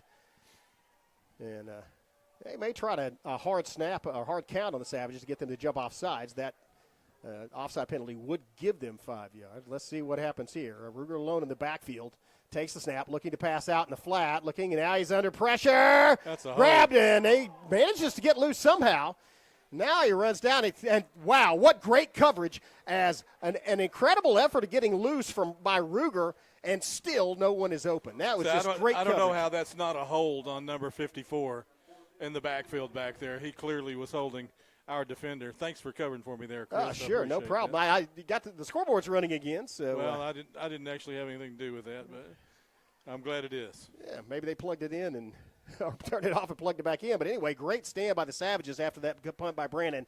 Pins them back. They're still inside their 10, and they're going to punt out of their own end zone. This snapper's got to be a little nervous, doesn't he? Well, the last one went over the head. That's a beautiful snap on that one, but it's still going to be fielded in great field position, and Graydon Howell is standing at they'd rather that ball bounce. And that's a nice punt with the roll. Yeah. That's going to be in Savage territory at the 46-yard line. Wow, that's a huge punt. Yeah, that's a great change of position there, but still, Savages are only 54 yards away. Yeah, and with this offense, you never. I mean, if they have 12 seconds, they have enough time to get there. Look at the wind has picked up even more, though. It looks like it's blowing, so that had probably. So let's set the stage here. Both teams have 2 timeouts left. There's 2:25 left here on the first half clock. Savage offense on the field with 1st and 10 from their own 46-yard line. A chance to move into the halftime with another score on the board here, already leading by 22 points. And don't forget that last drive was the first time they were actually stopped and forced to punt. And so this offense would like to get that momentum back. Let's see what they have up their sleeve. They have Jackman and Cupid on this left side over here will go strong to the wide side. Expect Frazier coming this way. Yeah, Frazier in the backfield. No, they're going to go inside. No, it's going to be Howell on the keeper. Watch out. Howell to the 45, 50. Howell to the 45 and makes a move, decides wisely to go out of bounds. And, that was a little extra shove. No call, but he gets the first down, and that's a way to move the chains.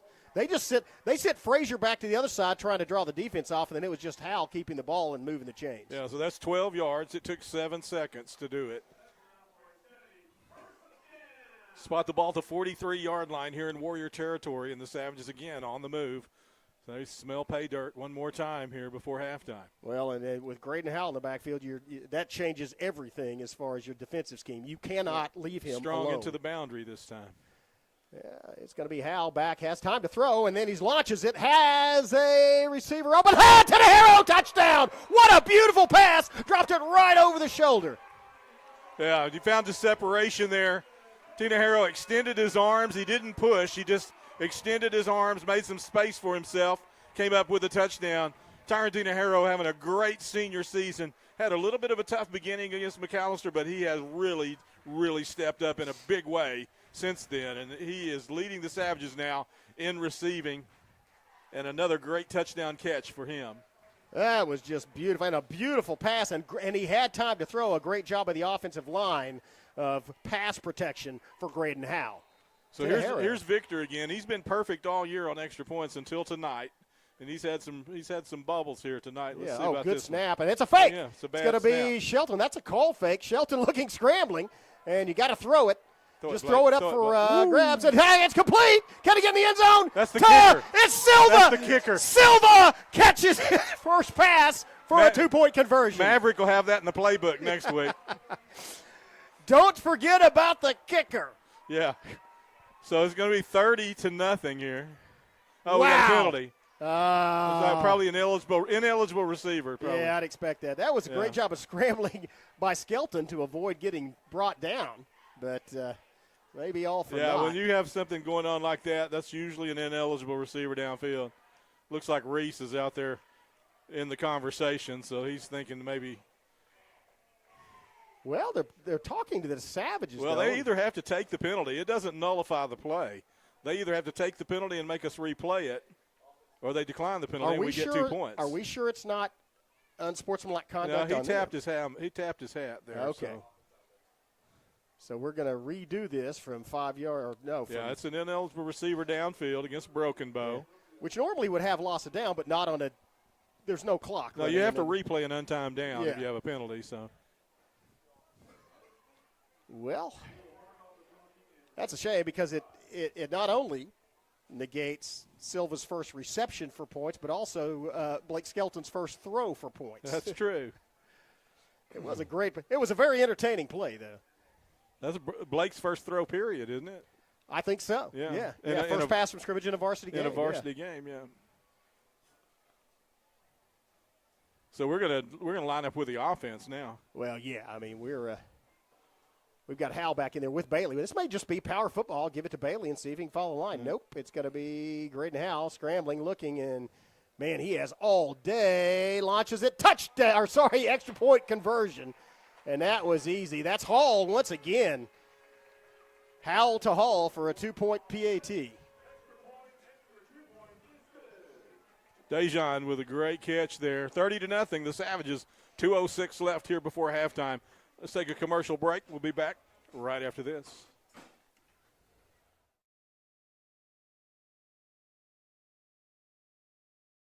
At McCurtain County National Bank, we are continually seeking ways to meet the changing needs of our customers. We offer a full range of services such as free checking, online and mobile banking, as well as great rates on cabin and construction loans. We're providing results through better service while giving you a greater value for your dollar. Visit us on the web at mcnbonline.com.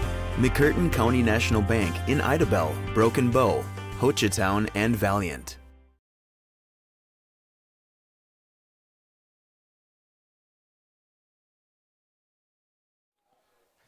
Welcome back. Yeah, it's been all Broken Bow here on homecoming night. 30-0. Savages lead with 2:06 left first half, and we've seen a little bit of everything. I mean, we've had 2-point conversions completed. The first, unfortunately, we've seen the first two misses by Victor Silva. Well, one of them was it wasn't a miss. One of them was blocked, and one of them was a miss. But I have a feeling we're going to get to see Blake Skelton attempt his first varsity pass tonight. I do too. It's 30-0, and I mentioned this skipping earlier, but the one word that comes to mind tonight is dominant. This is a dominant performance by Broken Bow. Yeah. Here's a kickoff. It's going to be fielded, and he's still going at the 34, 35, and now brought down across the 35 to about the 36-yard line. Once again, Mays in there on the tackle, along with some company. I think that was Tomlinson as well. So, again, pretty good field position. Pretty good field position for Glenpool. They just have been unable to move the football against the Savage defense. They did penetrate into the Savage end of the field, but or then stopped on fourth down by Broken Bow. They're to start this off at their own 36. We've seen Ruger running the football. I don't know what to expect here, but he is alone in the backfield. They've got 5 receivers split out, 3 to the far side, 2 to the near side. And he's back to pass, looking, throws it across, and it is caught. Wow, what a catch. That is an incredible grab down at the Savage 43-yard line. That was just thrown where only his receiver could catch it, and they come up with a big play and move it into Broken Bow's end of the field. 1:54 left here before halftime. Clock stopped there on the first down. Yeah, they do too have 2 timeouts, so there's lots of time left in this half. Savages need to get a little more pressure back on Ruger. And here it comes. There's a move by Cupid, and he gets hit as he throws. Incomplete, but I'm telling you, Kyler Cupid made a spin move. Started to feinted outside. It looked like a running back running with the football. Feinted outside on the guy trying to block him and spun back inside and just leveled Ruger as he released the football. Yeah, that's a big boy, too. He's 6'2", 205, the quarterback is. So, and Cupid's a big fellow himself. That was quite a collision. And here he comes, and they take his legs out. That's going to be I think that was actually. That's not going to work at any point tonight. That's a good job by Jackman of just getting down low and taking the quarterback's legs out from under him, and that results in a very – Glenpool seems to be content with letting the clock run here. 1:25 left before halftime. Yeah, maybe they're trying to lie. I don't know why you don't take a shot at the end zone. He had a great catch. A hook and lateral out here on this side maybe. Possibly. He's going to roll out to the near side, and that looks like where they're trying to attempt to open in space. Makes a move. Watch out. That's going to be a double move. Somebody tackled him. Wow, they did. Finally, it's Bailey making the tackle, but not until he gets to the 30-yard line, and so now – that's going to move the chains once again. Did go down in bounds, so the clock will resume once they set the chains. 1:07 left. May see the Warriors. Now from actually inside the 30, 29-yard line. May see them take a shot at the end zone. Savages need to get a pass rush on, not to give him enough time to set up. He's rolling out the far side, and watch out. Here comes Allen. Throws it in. It's knocked away by Howell. Good defensive play and a good pursuit by Allen to keep the quarterback scrambling. Yeah, incompletion is going to stop the clock with 51 seconds left here. We'll see what they dial up on 2nd and 10. 29 yards out here, so the Savages need to stay tight here. Yeah, they have. Probably put some pressure on these receivers coming off the line of scrimmage. Look at the way Cupid's lined up. Got 5 in formation here. They got There's a throw, and there's it's a pick. Intercepted by Brokenbow. Watch out, it's Graydon Howell with the football. 30, 40. He's gone. He's gone. That's a pick 6. No, it's not. There's a block, and there's a fight coming in. That's going to be offsetting penalties. It's going to come back, but there was a block, so it would have been Glenpool, but then. There's another Graydon Howell touchdown called back. Yeah, another. That's the 5th one, but that's going to be right in front of the Savage bench, but that's going to be illegal block, and then they're going to be maybe offsetting unsportsmanlike conduct penalties, maybe not. We're going to see what this is. Maverick's not convinced that this is not a touchdown. Let's see what he says here. Well, he's indicating illegal block in the back. Both teams are going down for an extra point.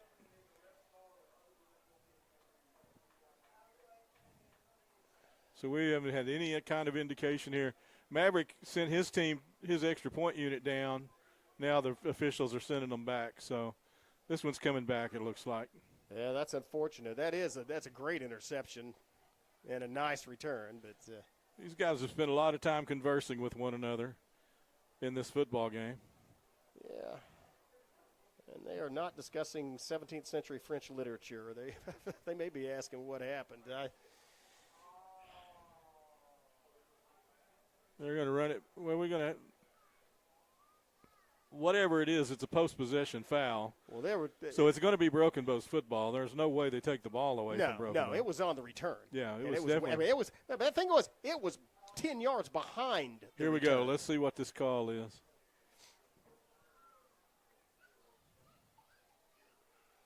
Now they're trying to explain. And, in the old Westerns, good guys wore white hats. I don't know if you could convince. Well, we got personal foul against Glenpool. Both penalties were called against Glenpool, so that's a touchdown. Oh, Graydon Howell. Well, inadvertent whistle. Okay, thank you. So there was an inadvertent whistle on the play. Where was Howell when the whistle was blown? Yeah, that's the question. So where's the ball going to be spotted at? He was at least at the 30. Oh, it's at the. It looks like he's going to be at the 3-yard line. They're marked unless that's that's set up for an extra point. That's a point after touchdown. I don't know what the call is. They haven't cleared this up for me yet. They've got it set up on the mark in the middle of the field, and he was on this hash mark, so it would be for the extra point, right? Well, I would assume so. I'm with you on that assumption. But Howell is in the game. It's not Bailey and the Wildcat. I don't know. I guess that's our offense. Let's see. They have the down marker on first, so. Well, they're going to flip Williams and Brandon to this side, and then it's going to be Howell looking for running room, cuts it back inside, gets in the end zone, and it's going to be touchdown, Graydon Howell. I'm assuming that's a touchdown and not a two-point conversion. You got me. So we line up at the 3-yard line and do that again? Yeah. Yes, we do. yeah. So that was the touchdown. That was the touchdown. So the inadvertent whistle spotted the ball at the 3-yard line. Well, that's Hal with a rushing touchdown again. Yeah, this is wow. It's hard to keep track, folks. I'm just going to have to reserve comment. I don't have anything nice to say. Yeah. Well, now here's something. They're going to call timeout. So Glenpool is going to have a timeout here. Well, let's take one as well and try to figure out what is going on. You're watching Broken Bow Savage Football. We'll be back in 30 seconds. See you then. I am more than a craftsman. I'm more than an outdoorsman. I am more than a maker. I am more than a firefighter. More than a teacher. Then a student. Then a leader. A singer. A healer. I am more than a champion. More than a princess. I'm more than a warrior. More than a Tushka. More than a storyteller. More than a protector. Then a graduate. A business owner. An athlete. A pastor. Chata Yofinachili. Chata elephant Chata elefina chili. I am Choctaw proud. I am Choctaw proud. I am Choctaw proud. Choctaw proud. Choctaw proud. I am Choctaw proud. We are the Choctaw Nation, and together we're more.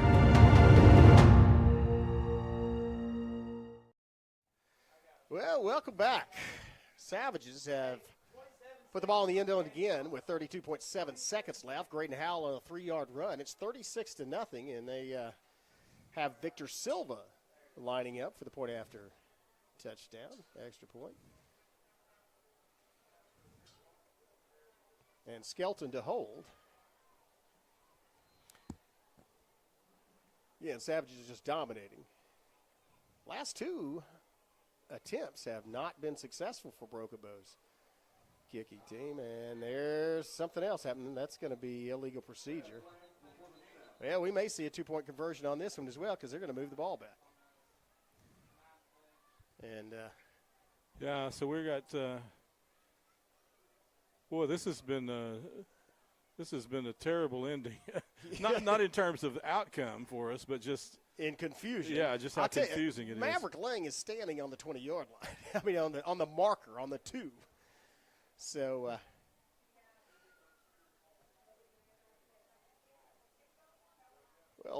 thus far, Avery Skelton has illegal ruled in interesting procedure. times. Illegal procedure against Broken Bow as the homecoming queen, and yeah, that's going to move it back to the 13, right?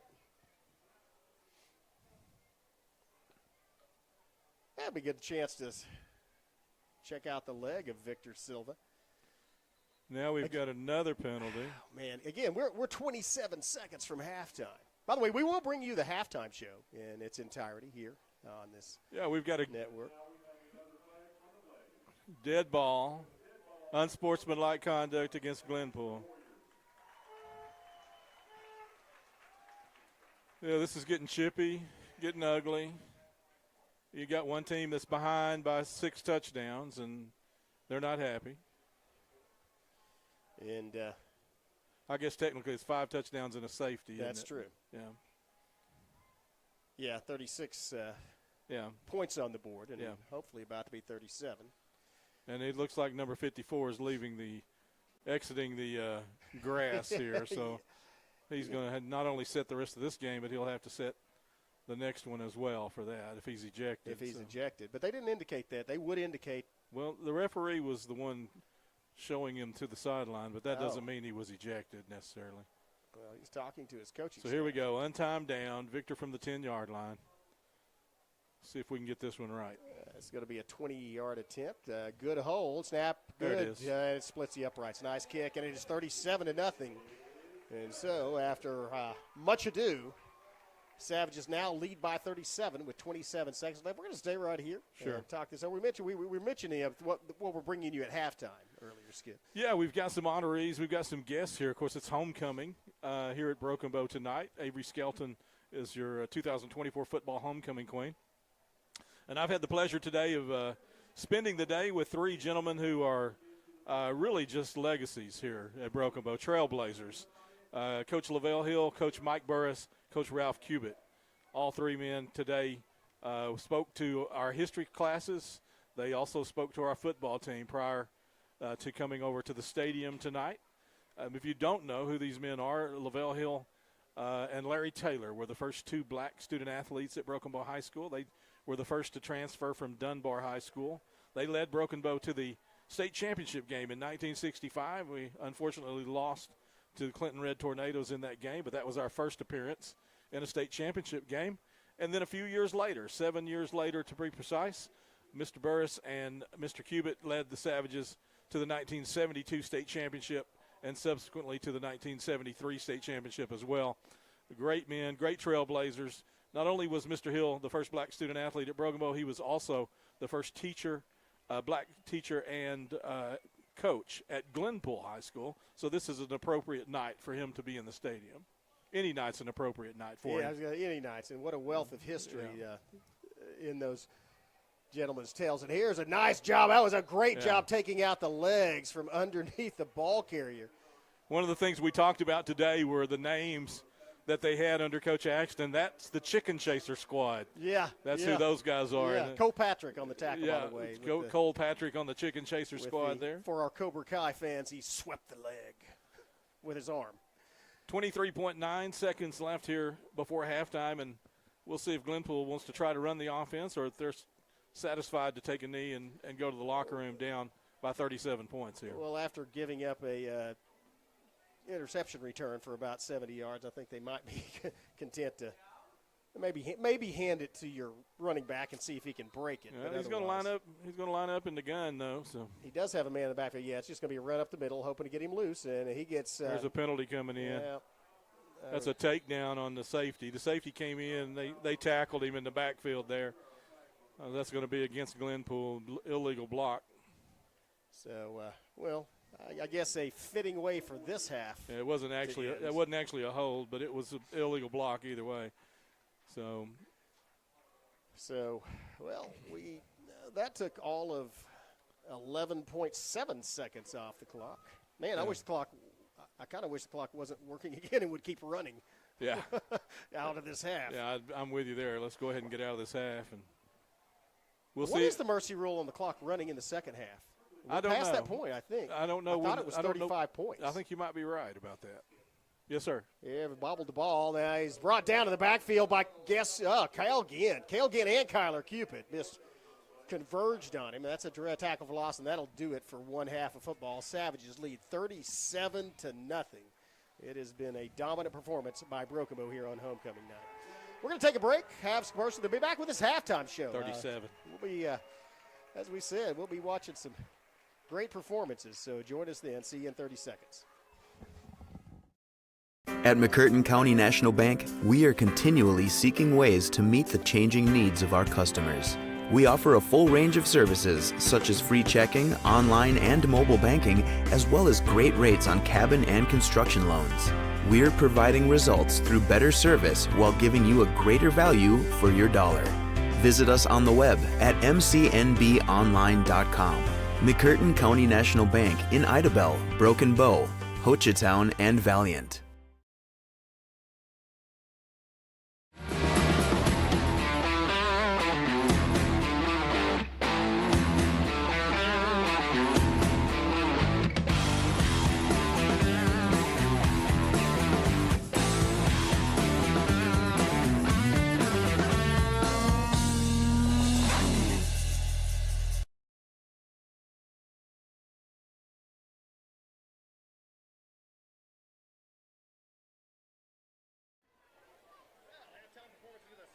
Ladies and gentlemen, your Broken Bow High School, your Savage cheerleaders.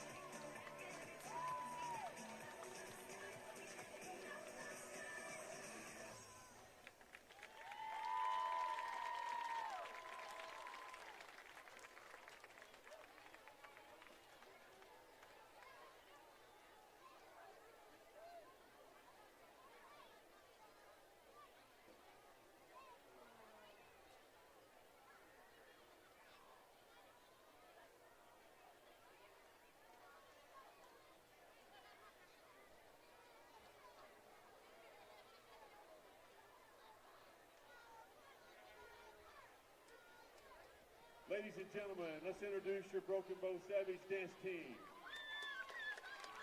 Amaya Cherry. Caston Goss. Lene Jordan. Olivia Matlock. Kaden Coulter. Miranda Frazier. Canberry Guillen. Kylie Lansdale. Katie Luong. Olivia Fusion. Sarah Hipton. Aiden Jesse. Kaislyn Lansdale.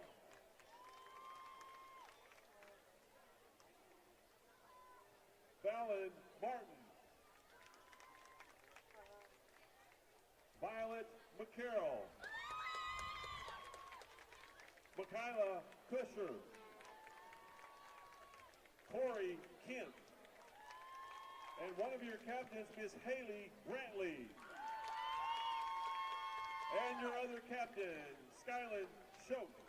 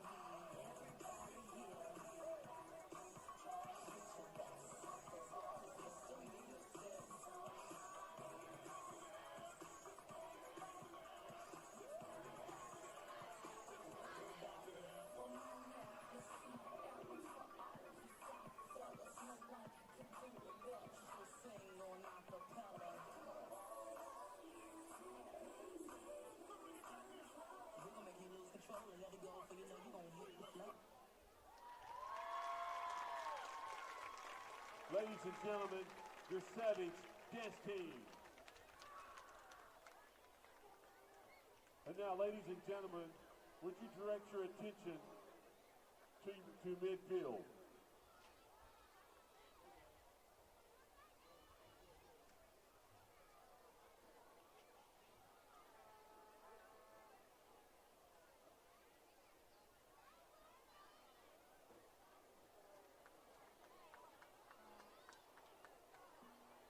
Tonight, ladies and gentlemen, we celebrate homecoming in Memorial Stadium.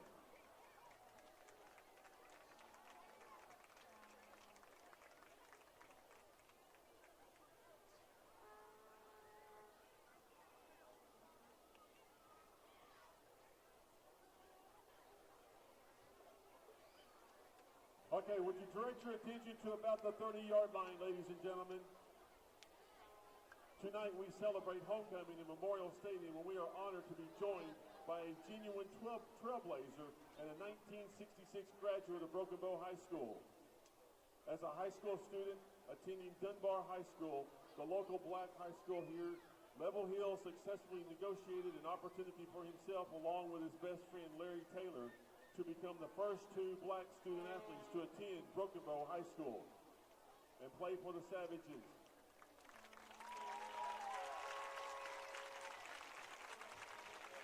Hill and Taylor helped lead the Savages to the 1965 State Track and Field Championship and to the 1965 Football Championship game where they lost to Clinton. Hill went on to attend Langston University where he graduated with a dual major. After a brief stint playing professional football, he later became a career educator. Coach Hill was one of the first black coach and teachers at Glenpool High School.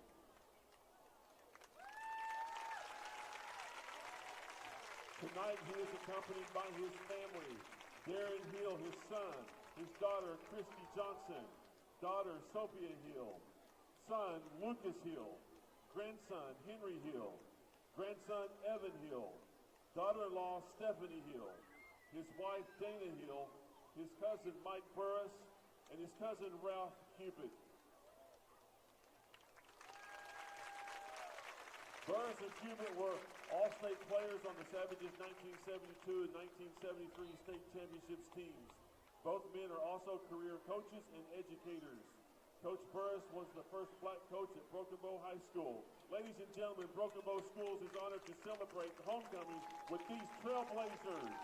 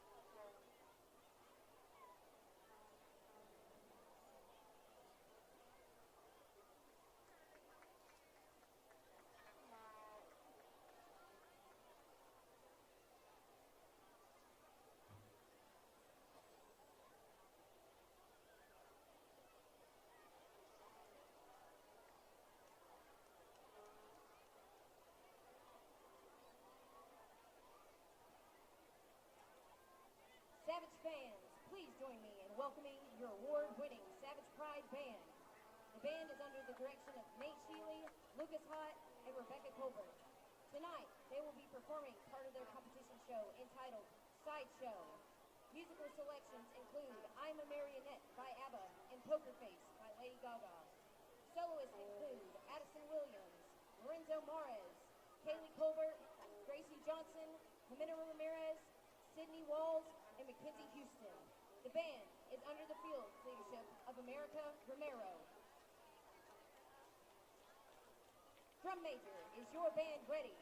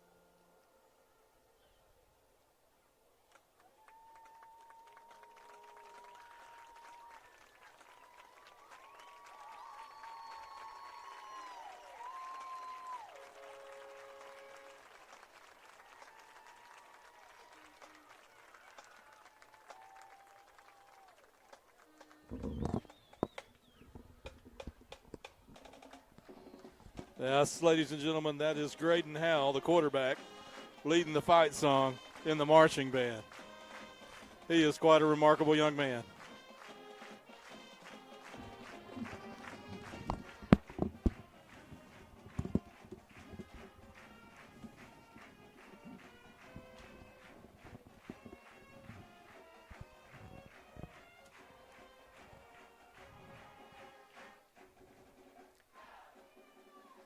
Well, and you talked about the fight song. A lot of fight in the Savages tonight as they have just dominated. They completely dominated this football game. Well, he needs something to do because I don't think the coach is going to let him put his pads back on. No, I wouldn't. I wouldn't. Not with a 37-point halftime lead. No, well, and the way that this team, the way this whole organization is structured, is that they want to coach these younger players, get more experience, get them in a game, and that's the way the system works. That's it.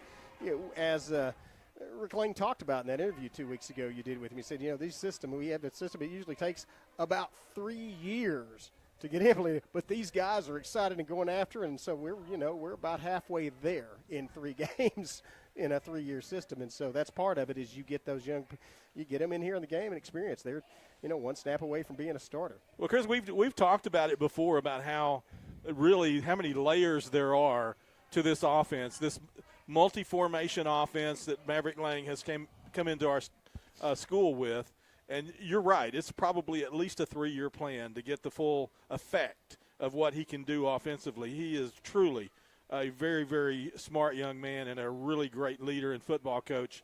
I'm so impressed with the way he's revamped this program, and I am particularly impressed with what he's done with this offense. And I'm not going to say that it would be more successful with a different quarterback. Certainly it would not. Graydon Howell is exceptional. But make no mistake about it, Maverick Lang would have success with a different quarterback. It might not be this level of success, but he is that kind of young leader. We are very fortunate to have him as our head coach. And the assistants he brought with him. Absolutely. A fantastic. You've got some great young experience. His dad is the defensive coordinator. He has 35 years coaching experience. Deuce Lee, still a staple here at Broken Bow. He has 34 years. Coach Gary Qualls, who is quickly becoming a really good friend of mine. I think of the world of him. He's such a great man. He's got 25 years of experience, over 300 wins as a softball coach as well. And so this staff they put together along with Braden Jackson. You've got Chris Pannell coming in this year as the assistant athletic director. He's helping out quite a bit as well. I saw Chris today going through, looking at plays with Glenpool, doing some scouting again here late in the day, just getting us ready. Just all of these coaches combined, getting us ready. Derek Hammer came in, first time he's ever coached offensive linemen. He's come in and done a great job working with his crew. This team really has made strides so far this year from where they were at in spring ball, really kind of reeling in the whirlwind of a coaching change, last-minute coaching change, to where they're at here at Homecoming 2024 with a 37-point lead at halftime over a school that's much bigger than them, the biggest school in Class 5A. It's a proud night to be a Savage. All nights for me are proud to be a Savage, but tonight in particular. And we had a couple of proud Savages honored there at halftime. Lavelle Hill I had the good fortune of being able to spend the day with Lavelle. And no, it's an overlay. Go to number 2. We've got a new director tonight, and we're kind of working our way through. He's going to be great at this, but it does take some time with this switcher to figure things out. Yeah, just give me a number 2 overlay right there. Wasn't that a good Netflix series, The Switcher? The Switcher, I like that, man. So here's a look at Lavelle. The top photographs are him in his first season of track at Broken Bow High School. He led them to the state championship, the 1965 track state championship. He and Larry Taylor did. He played basketball at Broken Bow as well, and he played football at Broken Bow. He played football in the professional leagues as well, including a stint with the Philadelphia Bell. World Football League. The World Football I League, when I was a kid. And he then went on to a successful career as a coach and an educator.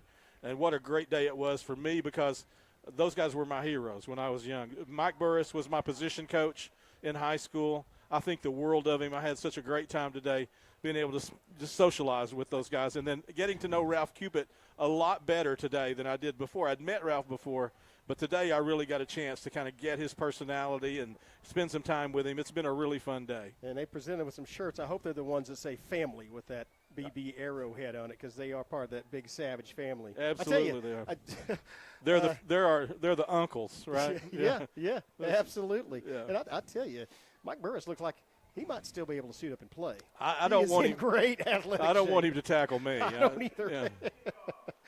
Well, Savage is dominant tonight. It really, you got to be proud of him, I guess, if you're here and hadn't seen a game in a while. So Graydon's got his shoulder pads back on. He and Blake are warming up. They may run one series. I think he'll get one series. To get the. Yeah, of course, Savage has started things off. 12-yard TD run by Bailey, then another 2-yard TD run by Bailey, and then a safety, and that made it 16-0 in the first quarter. Here's a red for the 25. Hey, there's a lane to return it. Oh, watch out. It's going to be Williams, and he gets all the way up to the 45. Braden Williams with a nice return. Gets us a great starting position at our own 45-yard line. 55 yards away here as we start the second half, and we are going to see the first-team offense on the field. Yeah, just to get the momentum so you don't give up too much, maybe move the ball, put it in the end I don't think these guys are going to have any trouble getting their Letterman's jackets, but they will get another quarter here at least. Yeah. Exactly. Talk about it. It was 16-0 in the first half to continue that scoring summary. Then there was a 9-yard TD run by Frazier, followed by a 38-yard TD pass from Graydon Howell to Tenna Harrow. Made it 30-0. Point after, no good. And then a 3-yard run off an interception returned by Howell. And the point after touchdown by 7. So we're going to start with Bailey in the backfield. And they're going to switch Williams off to the far side and then bring him back to the near side. And there's 54 is back in the game, Skip. Yeah, he is. He wasn't ejected. That was Switzer McGeely there busting through and disrupting things on that play. And that's, we've seen they were dragging at the end because of the superior condition of Broken Bow and the fact they start both ways. And so they got a breather at half. May see a little more competitiveness here in the early part of this second half. But so the Savage is starting outside the chains here in this first possession. 2nd and 14, almost 15 here, a long 14 yards. Probably a passing down for Graydon Howell. Yeah, he's back in the backfield with Bailey. Now he's going to hand it to Bailey. Bailey looking for running room and doesn't have any as he is brought down once again. Yeah. Man, they sent 2 guys, and one of them got through. They've lost 8 yards on 2 plays here. So well, that was a blitz by the outside linebacker, and nobody picked him up. So clearly, Coach Mazzolera has made some adjustments at halftime, and they've shut this down on the inside. Well, they kind of you would say an obvious passing down, or at least a down where you're going to have a pass play where you send Graydon Howell out with the option to possibly run it. But a long way to the first down marker. It's just at the 46-yard line of Glenpool. Here's Howell in the backfield with Bailey dropping back, looking to pass, has some time, now throws it. Just caught! First down, Broken Bow. Just enough to convert Rocky Baker across the middle. Man, such a beautifully designed play, Chris. I mean, if you're watching it from this level up here in the press box, watching that play develop, watching that receiver cross in that route and clear that zone, Rocky just sat down right at the first down, and there it was. The pass was right on the money. Very disciplined throw, very good catch by Baker, and he knew just where to be to get the first down. Savages moved the change on 3rd and 21. So 1st and 10 from the 44-yard line officially. He's going to flip Williams over to the near side. Bailey up. No, it's Graydon on a keeper. Fake to Bailey. Graydon makes a move. Watch out. Howell to the 40. Howell outside. Penalty on Dejan with a bad block outside. And he knows it. He pointed to the flag, and he's looking for. Yeah, it's going to come back from there, though, so it'll go back to the 50. We'll be first down. We'll be outside the chains again, but first and about 15. Instead of 1st and 20, yeah. That was an interesting play because it was a good fake with Bailey as Graydon Howell left it in the belly, and Bailey, pulled off the fake, lowered his shoulders, went to the line, and then it was Howell with the scramble to the outside on the keeper. Yeah, Dejan, I think the defender spun. It looked like I was actually watching it on the screen and not in live action, but it looked like the defender spun around, and Dejan didn't left his hands on him, and he got called for it. Just if you're not here at the stadium, on the production screen, we do not have a big screen here. Oh, no. I'm watching. I'm watching it on the production screen. That happens with the advent of all those big screens at college football fields. That is true. Saw a good game on television, but I was there at the field. Yeah, here's a replay of that down. Here's going to be Hal across the middle. Let's call by Tenejero. First down and more. Tenejero, nice move inside the 30. Beautiful pass again. He's throwing bullets. This looks like a pro-level offense. I mean, those are ropes that he's throwing, and those receivers going up with their hands, catching the ball, moving the chains. This is absolutely what you want to see. Beautiful route and catch by Tenejero. Tenejero had the touchdown in the first half. Moves the chains and gets a first down there. Ball inside the 30. Flip Dejan here to the wide side, strong into the wide boundary. And that's the strong arm of Howell. That is a strong arm of Howell. Now they have Baker in the slot, and they have Frazier in the ball game now. It's Khalil Flagg there in the slot as well. Boy, number 16, Khalil Flagg, he is a good-looking player. He's going to turn out to be something special for Broken Bow as well. A couple of freshmen out here in the wide side. In Hall and Flagg. Here's a handoff. It's going to be Frazier looking for the corner. Frazier has running room. 30, 25. Can he carry it up? He does. Gets almost enough for the first down, about 2 yards short. It's going to bring up a second and about 1, depending on where they mark it. Just right at the 20, line against the 19. 9 yards on that first down play. Good job of Frazier of bouncing it outside. Yeah. Still got the big boys up front, giving us plenty of time to throw. McDaniel at center. Got Freeman at the left guard, Cupid at the left tackle. Burris and Reese Hoover over there on the right side. Rocky Baker in the slot there. And once again, Frazier in the backfield. And they flip Baker over to the near side. A lot of room to the wide side of the field. It's going to be a keeper to the near side. Watch out, it's Graydon Howell. They're not going to catch him. He's in the end zone. That looked easy. Yeah, that was a really well-designed play again. Everything looked like it was going to go to the wide side of the field, but we were strong into the boundary. We blocked it that way. Baker stock block. Graydon cut off of that. Nobody there. The safety was who knows where, but he wasn't there to tackle. He was not going to catch Graydon Howell, and that's a 20-yard TD run for Howell, and that makes it 43-0 Broken Bow. Well, 9:17 left here in the third period, and the Savages now have exceeded their point totals for this year. The 42 points they scored the last 2 weeks now exceeded. Let's make it 44. Let's do. Nice, beautiful kick. That was right up again, back on track as he splits the uprights. Good hold by Skelton. Now we got more penalties. They're getting really chippy. Another one coming. That's going to be on number 8, I think. Yeah, there's there are 3 flags sitting down there right in front of the officiating crew. And well, we talked about in the pregame, but we've never beaten Glenpool. But I think they are beaten tonight, and they know it, and that's why we're seeing this chippiness and this mouthiness. Yeah. That's what happens in a game, and when it gets out of hand like this. Also, those projection of Broken Bow finishing at last place in District 4A4 maybe a little bit off. I don't think they had seen us yet at that point when they and those were media people. The coaches knew better. Yeah, stupid media people. Easy now. Glad I don't know. I resemble that remark. Well, Savage is well in control here on homecoming, not 44-0, and I think so. Maverick looks like he's satisfied with whatever the discussion was. I don't know that it went in our favor, but at least he's saying, okay, everybody's got to pick up their flag though, because I think all 5 officials threw a flag at some point there. Yeah, getting a little dead ball, unsportsmanlike conduct against the defense, dead ball, unsportsmanlike conduct against the offense. Yep. Somebody started it. We don't know who.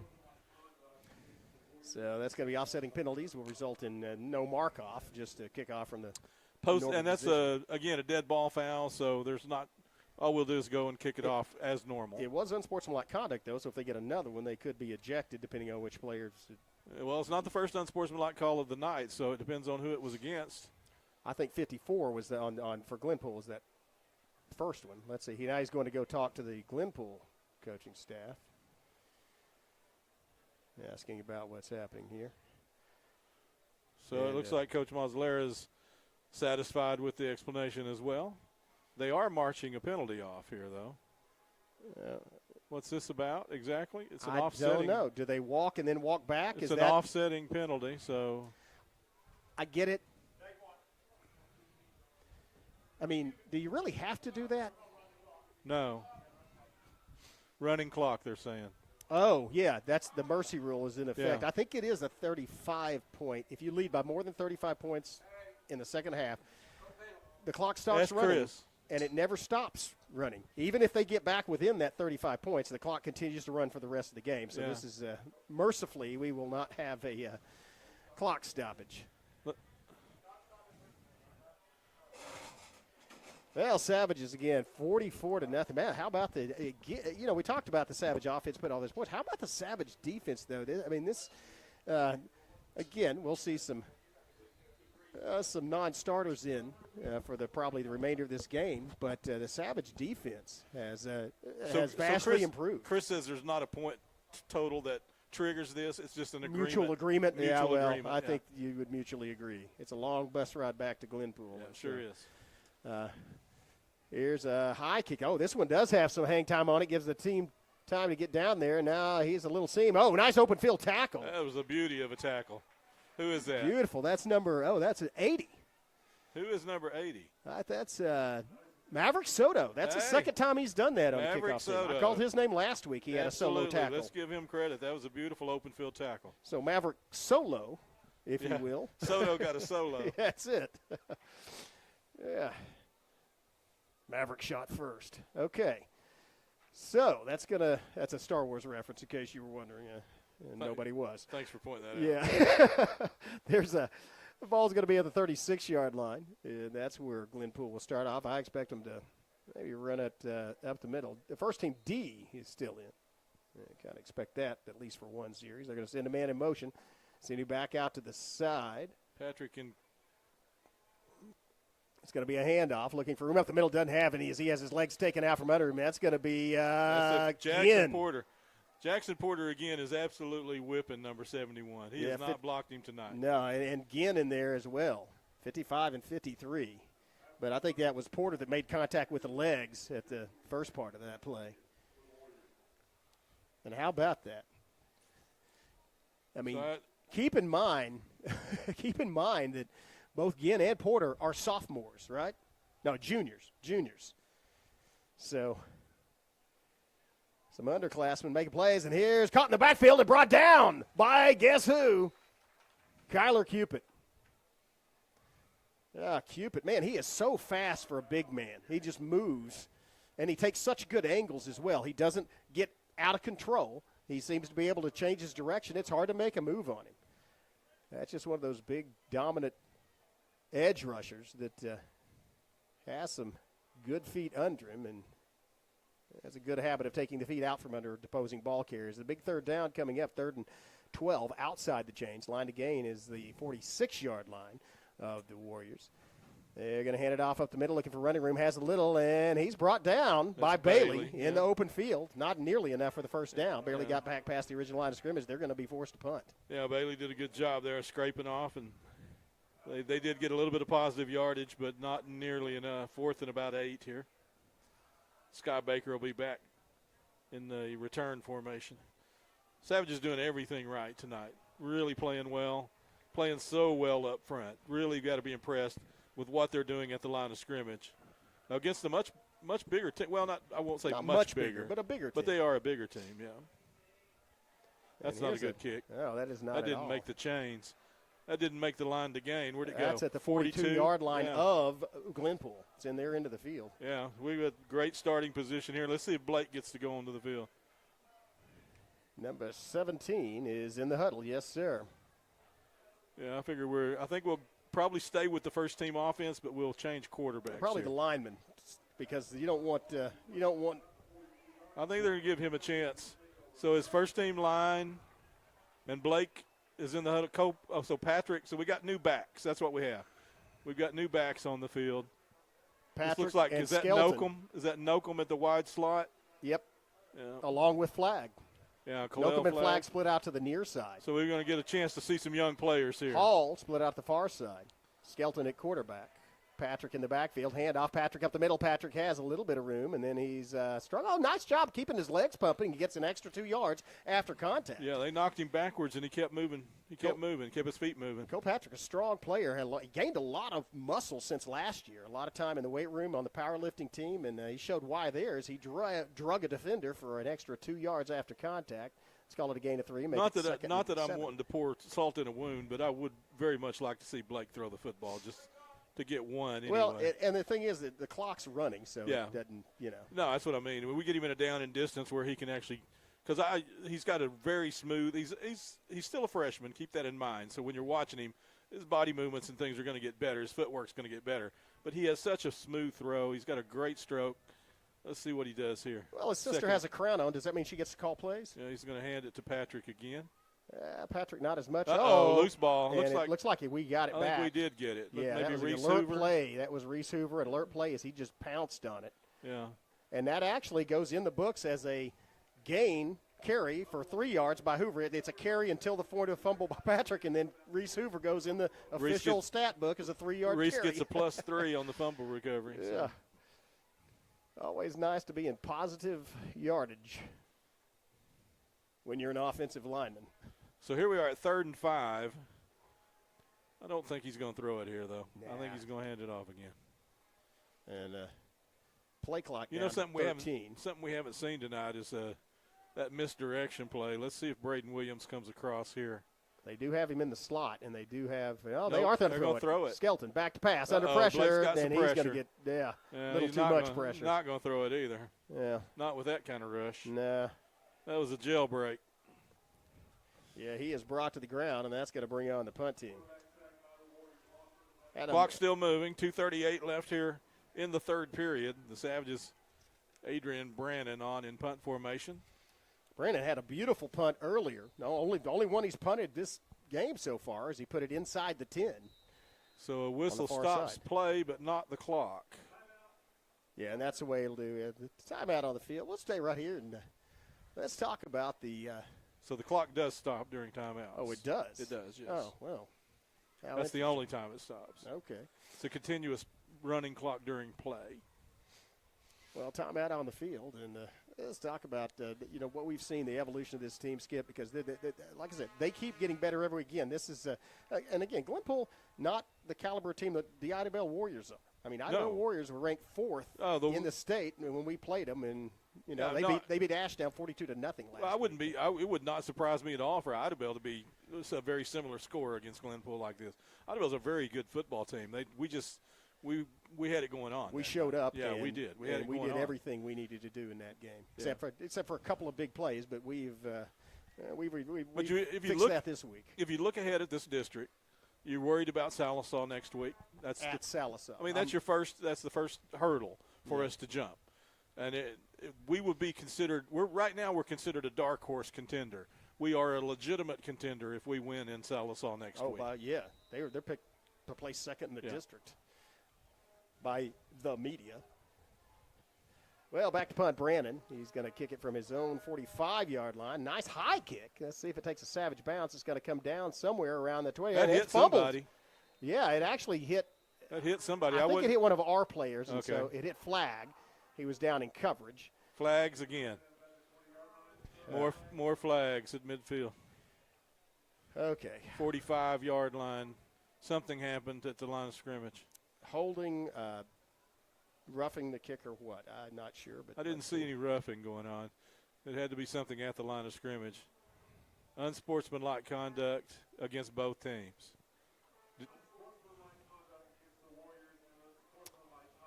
Yeah, you got to watch at this point if you're one of the Savages. So you do not want to get a penalty and be ejected from the game and miss next week. That's the thing. Yeah. Yeah. Apparently these teams don't like each other much, and I'm okay with that. I'm not okay with the penalties, but I'm okay with them, not wanting to get along tonight. Well, as you mentioned, until tonight, Glenpool had a 4-0 record against the Savages, and that is definitely not going to happen. I can tell you this. If we were the ones initiating it, our coaches would be taking action right now. Oh, absolutely. I have that level this of coaching confidence. Staff, absolutely. I have that level of confidence in our coaches. Back to Pat, no handoff up the middle, no running room as he's taken down by a whole mob of Savage players.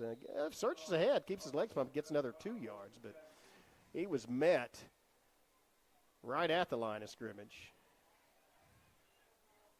by Jackman.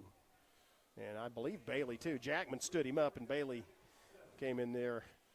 So we're pretty much still the first team defense. Well, the defensive backfield has changed. Flag at a corner, Corey Frazier at a corner, Dejon at the safety. So we do have a new defensive backfield. They're about to get tested because I think they're going to hand it off again. again. They're going to run it. Yep. It's going to be the final play of the third period. Bailey's down around his ankles. He's not going anywhere. So he didn't go down, but he didn't go forward much either. That's going to be a gain of 2, and that's going to be third and medium when play resumes. Third and medium for those you like medium. 44-0 as the Savages head into the fourth period. Let's take a commercial timeout. We'll be back with the final 12 minutes of football. You're watching the Broken Bow Network. They're listening to.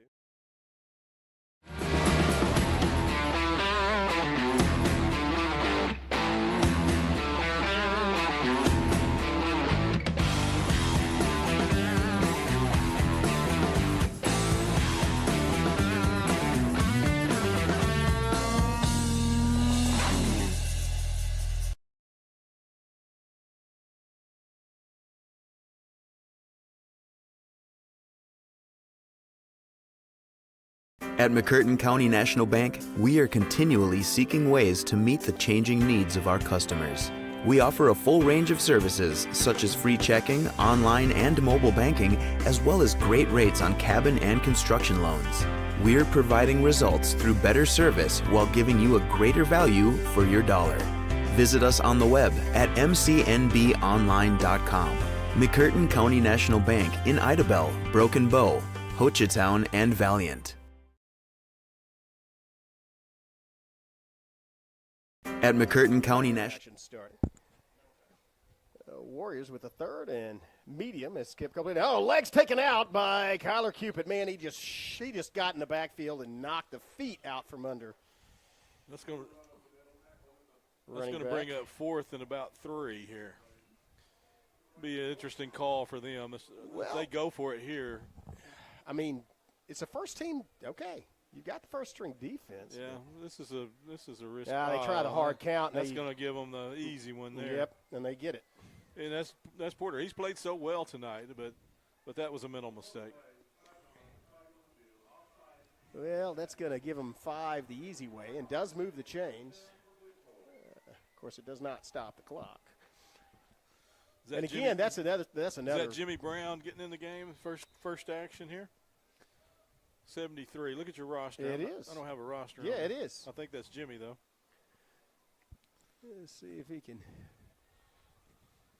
Jimmy Brown into the lineup. Allen on the near end. Jackman at the other tackle with Cupid on the edge. This may be a reverse. No, it's going to be quarterback keeper looking for room, and he's chased down. Brandon grabs him and slings him to the ground. There's Ooh, and Champagne finished him off. Yeah. Wow. Yeah, A.J. doing a good job there stretching that play out, and Champagne supports in the back. A.J. Brandon playing well both sides of the ball. Of course, Brandon had that great reception for 44 yards on that long third down conversion there in the first half. Here comes Cupid off the field. So now we're starting to see some heavy substitutions here in the final period. They're going to split out. Let's call it a gain. Let's call it no gain. Still got our starting linebackers handoff, looking back to counter, and he has a couple of guys. As Brandon again in there, along with Williams.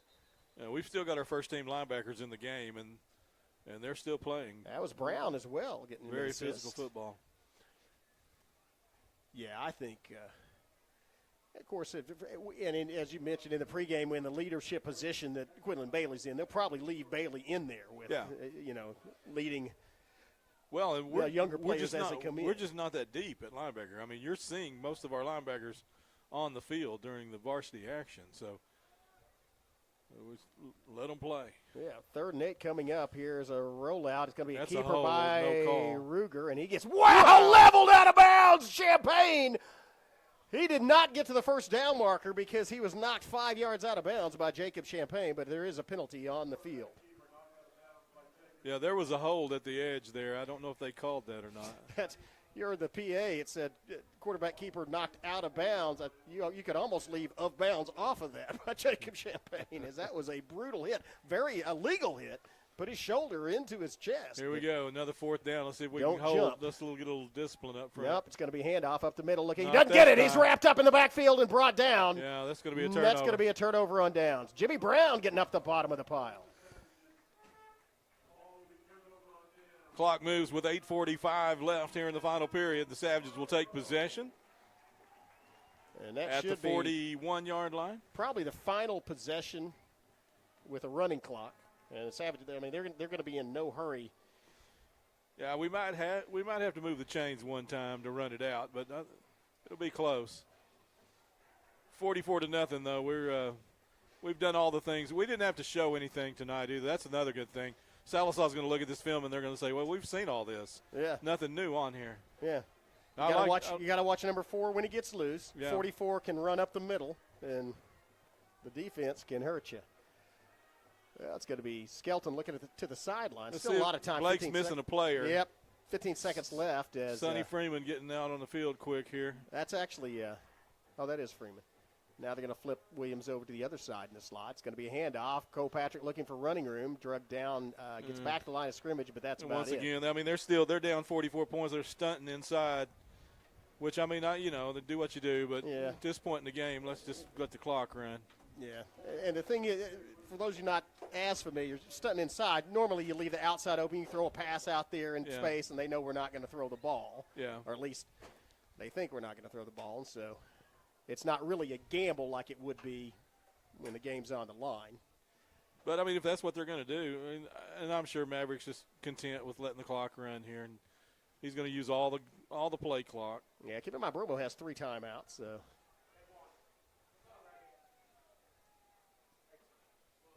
There. Oh, watch out. Patrick has room. He's the first down and more. 30, 25, block. 20.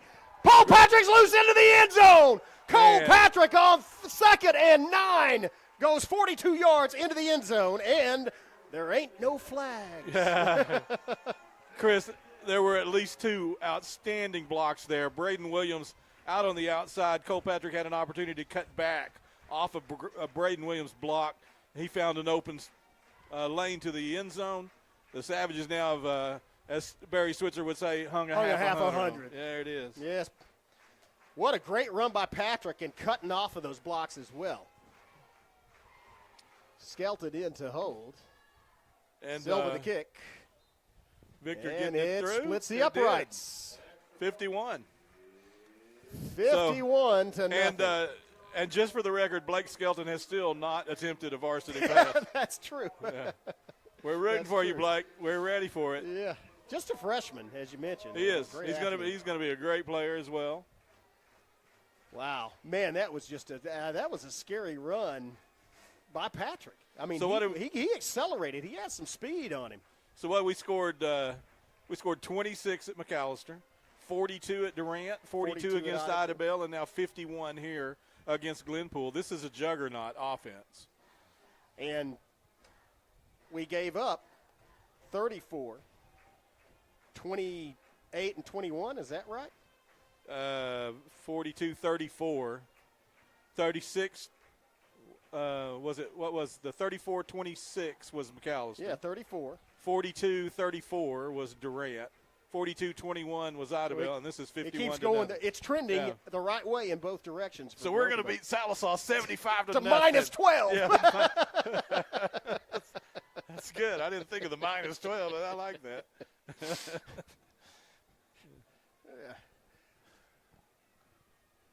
I could make a comment, but I won't. About the minus 12. I think it's kind of minus 12 going up there anyway. Well, that's true. You start minus 12. Yeah. We're just having fun, folks. Silva to kick off, and man, the great coverage on that last one is it was Maverick Soto taking the legs out from under the return man, and also another high arcing kick. That was a lot of hang time. Let's see if he gets out. And that one, that was a little more flat trajectory. It's going to be fielded at the 30. Looking outside, and good job. Way to stay in your lanes, get down there, and make the tackle. Yeah. Here we go. So brand new defense coming out again here. Sonny Freeman. There's 52. That's Trey Williams. You know, that was That's Achilles. Achilles is going to be on the edge on this side. Yep. Jimmy Brown at tackle. By the way, that was Mason Mays and Victor Silva on the tackle. Who is that on the left edge over there, Chris? Is that 4 up front? Oh, it's Sonny Freeman on the other Freeman. end. Yeah. Yeah. Clock under 4 minutes now. Well, back, take a little time. Hand off up the middle, looking for running room, and he's collapsed upon. Wow, that was it's a good job. Good job wrapping him up. Yeah, Keeley's getting low on him. Pearson made the initial contact, held on, form tackled, and then Bailey kind of finished him off. Yeah, Keeley's played really well in the JV game. Savages earlier this week defeated Idabel in a junior varsity game, and they really did. They had a nice – you may have seen the highlights on our Facebook page. On the Savage Facebook page. Really good-looking offensive and defensive plays in that JV contest. Clock down to a little over 3 minutes now left in this game. Ball, low snap, still on the ground, and that's going to be a loss. Yeah. Clock moves under 3 minutes now, so we're probably only just a handful of snaps left here, maybe 2, maybe 3. Trey Williams officially gets credit for that tackle as he was back there in the backfield. And so a big one next week as we travel to Sequoyah County. Sallisaw Black Diamonds, the arch nemesis. If Idabel's the arch rival, then Sallisaw Black Diamonds are the arch nemesis. We're pretty even with them through the years. We have I think a 2-game lead overall against Sallisaw. Never a fun place to play. That's it's for sure. Always a very difficult. Wow, he has his legs taken out by Braden Williams. But that is where we will be next Friday night, Perry F. Lattimore Stadium in Sallisaw, Oklahoma. And we'll be probably sitting in the bleachers next to the marching band. Yeah, we'll be up in the We probably can't hear each other. You might can hear us on the broadcast. Yeah, we'll have to use some hand signals. Yeah. Clock moves under the 2-minute mark here. It's 4th down, and I'd expect them to punt it. Well, we don't have anybody back, so I think we're happy to just let it roll. Yeah. They're missing somebody on their punting unit. Yeah, there's play clock seconds. at 7. And they're going to use a timeout. With 1:36 left in the ball game here, the Glenpool's going to use a timeout. But, we've got, if you look ahead at this district, Sallisaw and Poto, they are both the front runners. And in fairness, Poto had a coaching change, so we don't know for sure how strong they are. Whether they're as strong as they would have been under Coach Greg Werner, I don't know. We'll have to see. They've got the same players, obviously. They have the remnants of the same staff. I mean, they only lost one coach. So you would think that they're still probably the odds-on favorite in the district. But as well as the Savages are playing, anybody that takes a look at these game films now, or in our case, the huddle highlights. Yeah. I'm dating myself when I talk about game films. You look at the X's and O's brought to you by the 1s and 0s. That's true. But, here's the thing about it. We've got a guy that has great X's and O's, but he's found some pretty good Jimmies and Joes to go with it. That's right. Wow, look at that. That's going to be a beauty. Well, it takes a 9-iron hit. But, that was a beauty of a punt, though. It looked like a pass. Yeah, beauty, eh? A beauty, eh? Beauty, eh? Well, that's Bob and Doug back at it again. That's right. Yeah. We are actually That's Bob literally and Doug, us, isn't it? Yeah. So 1:15, and that's probably going to – I'm having fun being back on the microphone with you, Chris. I love it, man. This is great. Yeah. This is and it couldn't happen at a better time. This is the resurgence, the rebirth of Broken Bow Savage football. I wish the coaches were next door. I would ask him to let's put in one pass play here. Let Blake throw the football. I think we're gonna. No, they haven't even started the play clock. Wouldn't be rubbing it in, would it? I don't know if we're gonna see another play. They probably won't start the play clock until they're gonna make us. They're gonna make us snap it once, aren't they? I don't know. I mean, I guess so. Well, it's going to be handoff from Skelton, running room off the side as a break. It breaks a little tackle. That was a pretty good little nifty run there. If they don't reset it here, hold off, guys. Wait 3 seconds, 4 seconds, and now reset. There we go. That's the ball game. Yeah, Morales with some positive yardage there, and that's going to do it. Savage, that's a nice run, 7 yards. Berto got a carry there? Berto got a carry for 7 yards. Look, Blake wants to run another snap here. Oh, well, okay. Let's do this. Give it to Berto again. Makes a couple of moves, and then he's going to. That's not. Who is number 23? Oh, that's 23, not 33. Yeah. Who is 23? That's Jeremiah Moore. Yeah, okay. So Jeremiah Moore was 7 yards on 2 carries. That's going to do it. Savages with their first shutout of the year, their first half 100 on homecoming night, and a dominant performance. This team is something else. So with this win tonight, the Broken Bow Savages have matched the win total from last season. And it's a first district win. Let's not forget about that. They are undefeated in district play, and with the point difference, they may be at least tied. Well, they will be. They could be no worse than tied for first place. No worse than tied for first place in the district. Yeah. Wow, what an incredible night of Savage football. Had some Savage football royalty here, as you talked about, the guests with Coach Hill and Coach Cubitt and Coach Burris, and they saw a dominant Savage football team tonight. Here we are with our first win, career win against the Glenpool Warriors. And I would say with 51-0, maybe we'll take credit for a win and a half on that one. Yeah. Well, we were 0-4. Now we're 1.5-4. Savages did everything they needed to do tonight, Skip, and it's a great feeling on homecoming night. Come away with a dominant win, and they, as you said, didn't really show anything. As far as exposing any of their new additions to the offense. This was just dominant power football. Or defense either. We didn't do anything fancy. We blitzed a couple of times. We sent Rocky on an edge blitz a couple of times, but we really didn't show anything. We didn't show anything offensively. And this is a new tradition I want to point out here. This is the team going over to the band, singing the fight song. So this is happening now every week, and I like it. This is like a college campus type feel. The teacher of the week is selected by the football team, and they go present it to him. The Maverick Lang has done some great things. Miss Shanna Davis is our teacher of the week this week, and Bentley Brown is our scout player of the week this week. Yeah. And our guest of honor was Coach Lavelle Hill this week for homecoming. It's been a tremendous week at Broken Bow outside of Thursday, which was not much fun at all. I don't even want to talk about it, but everybody knows what it was. But Friday has been a completely different day. Thursday and Friday are very different days, and we thank you so much for joining us on this Friday night. Congratulations to the coaches and players. What a great victory this is, their first district win in 4A4. Looking forward to moving on up to Sallisaw next week and showing the Black Diamonds what the Savages bring to town. And Skip, that's going to be it for tonight, and we'll see you next week. And in the words probably of Lavelle Hill, once a Savage, always a Savage.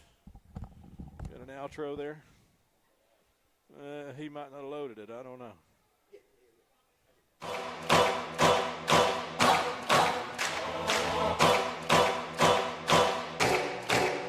This is my time. I'm on the rise. Can't hold me down, I'm too fly. This is my time. Ready to shine. Brighter than all of the lights. Cause when it's game time, seconds away and the game's on the line. There ain't no doubt in my mind. Beating the buzzer like, this is my time. This is my moment. You better bet that I'm on it. Ready and set, I'ma own it. Blast it to 10, then keep going.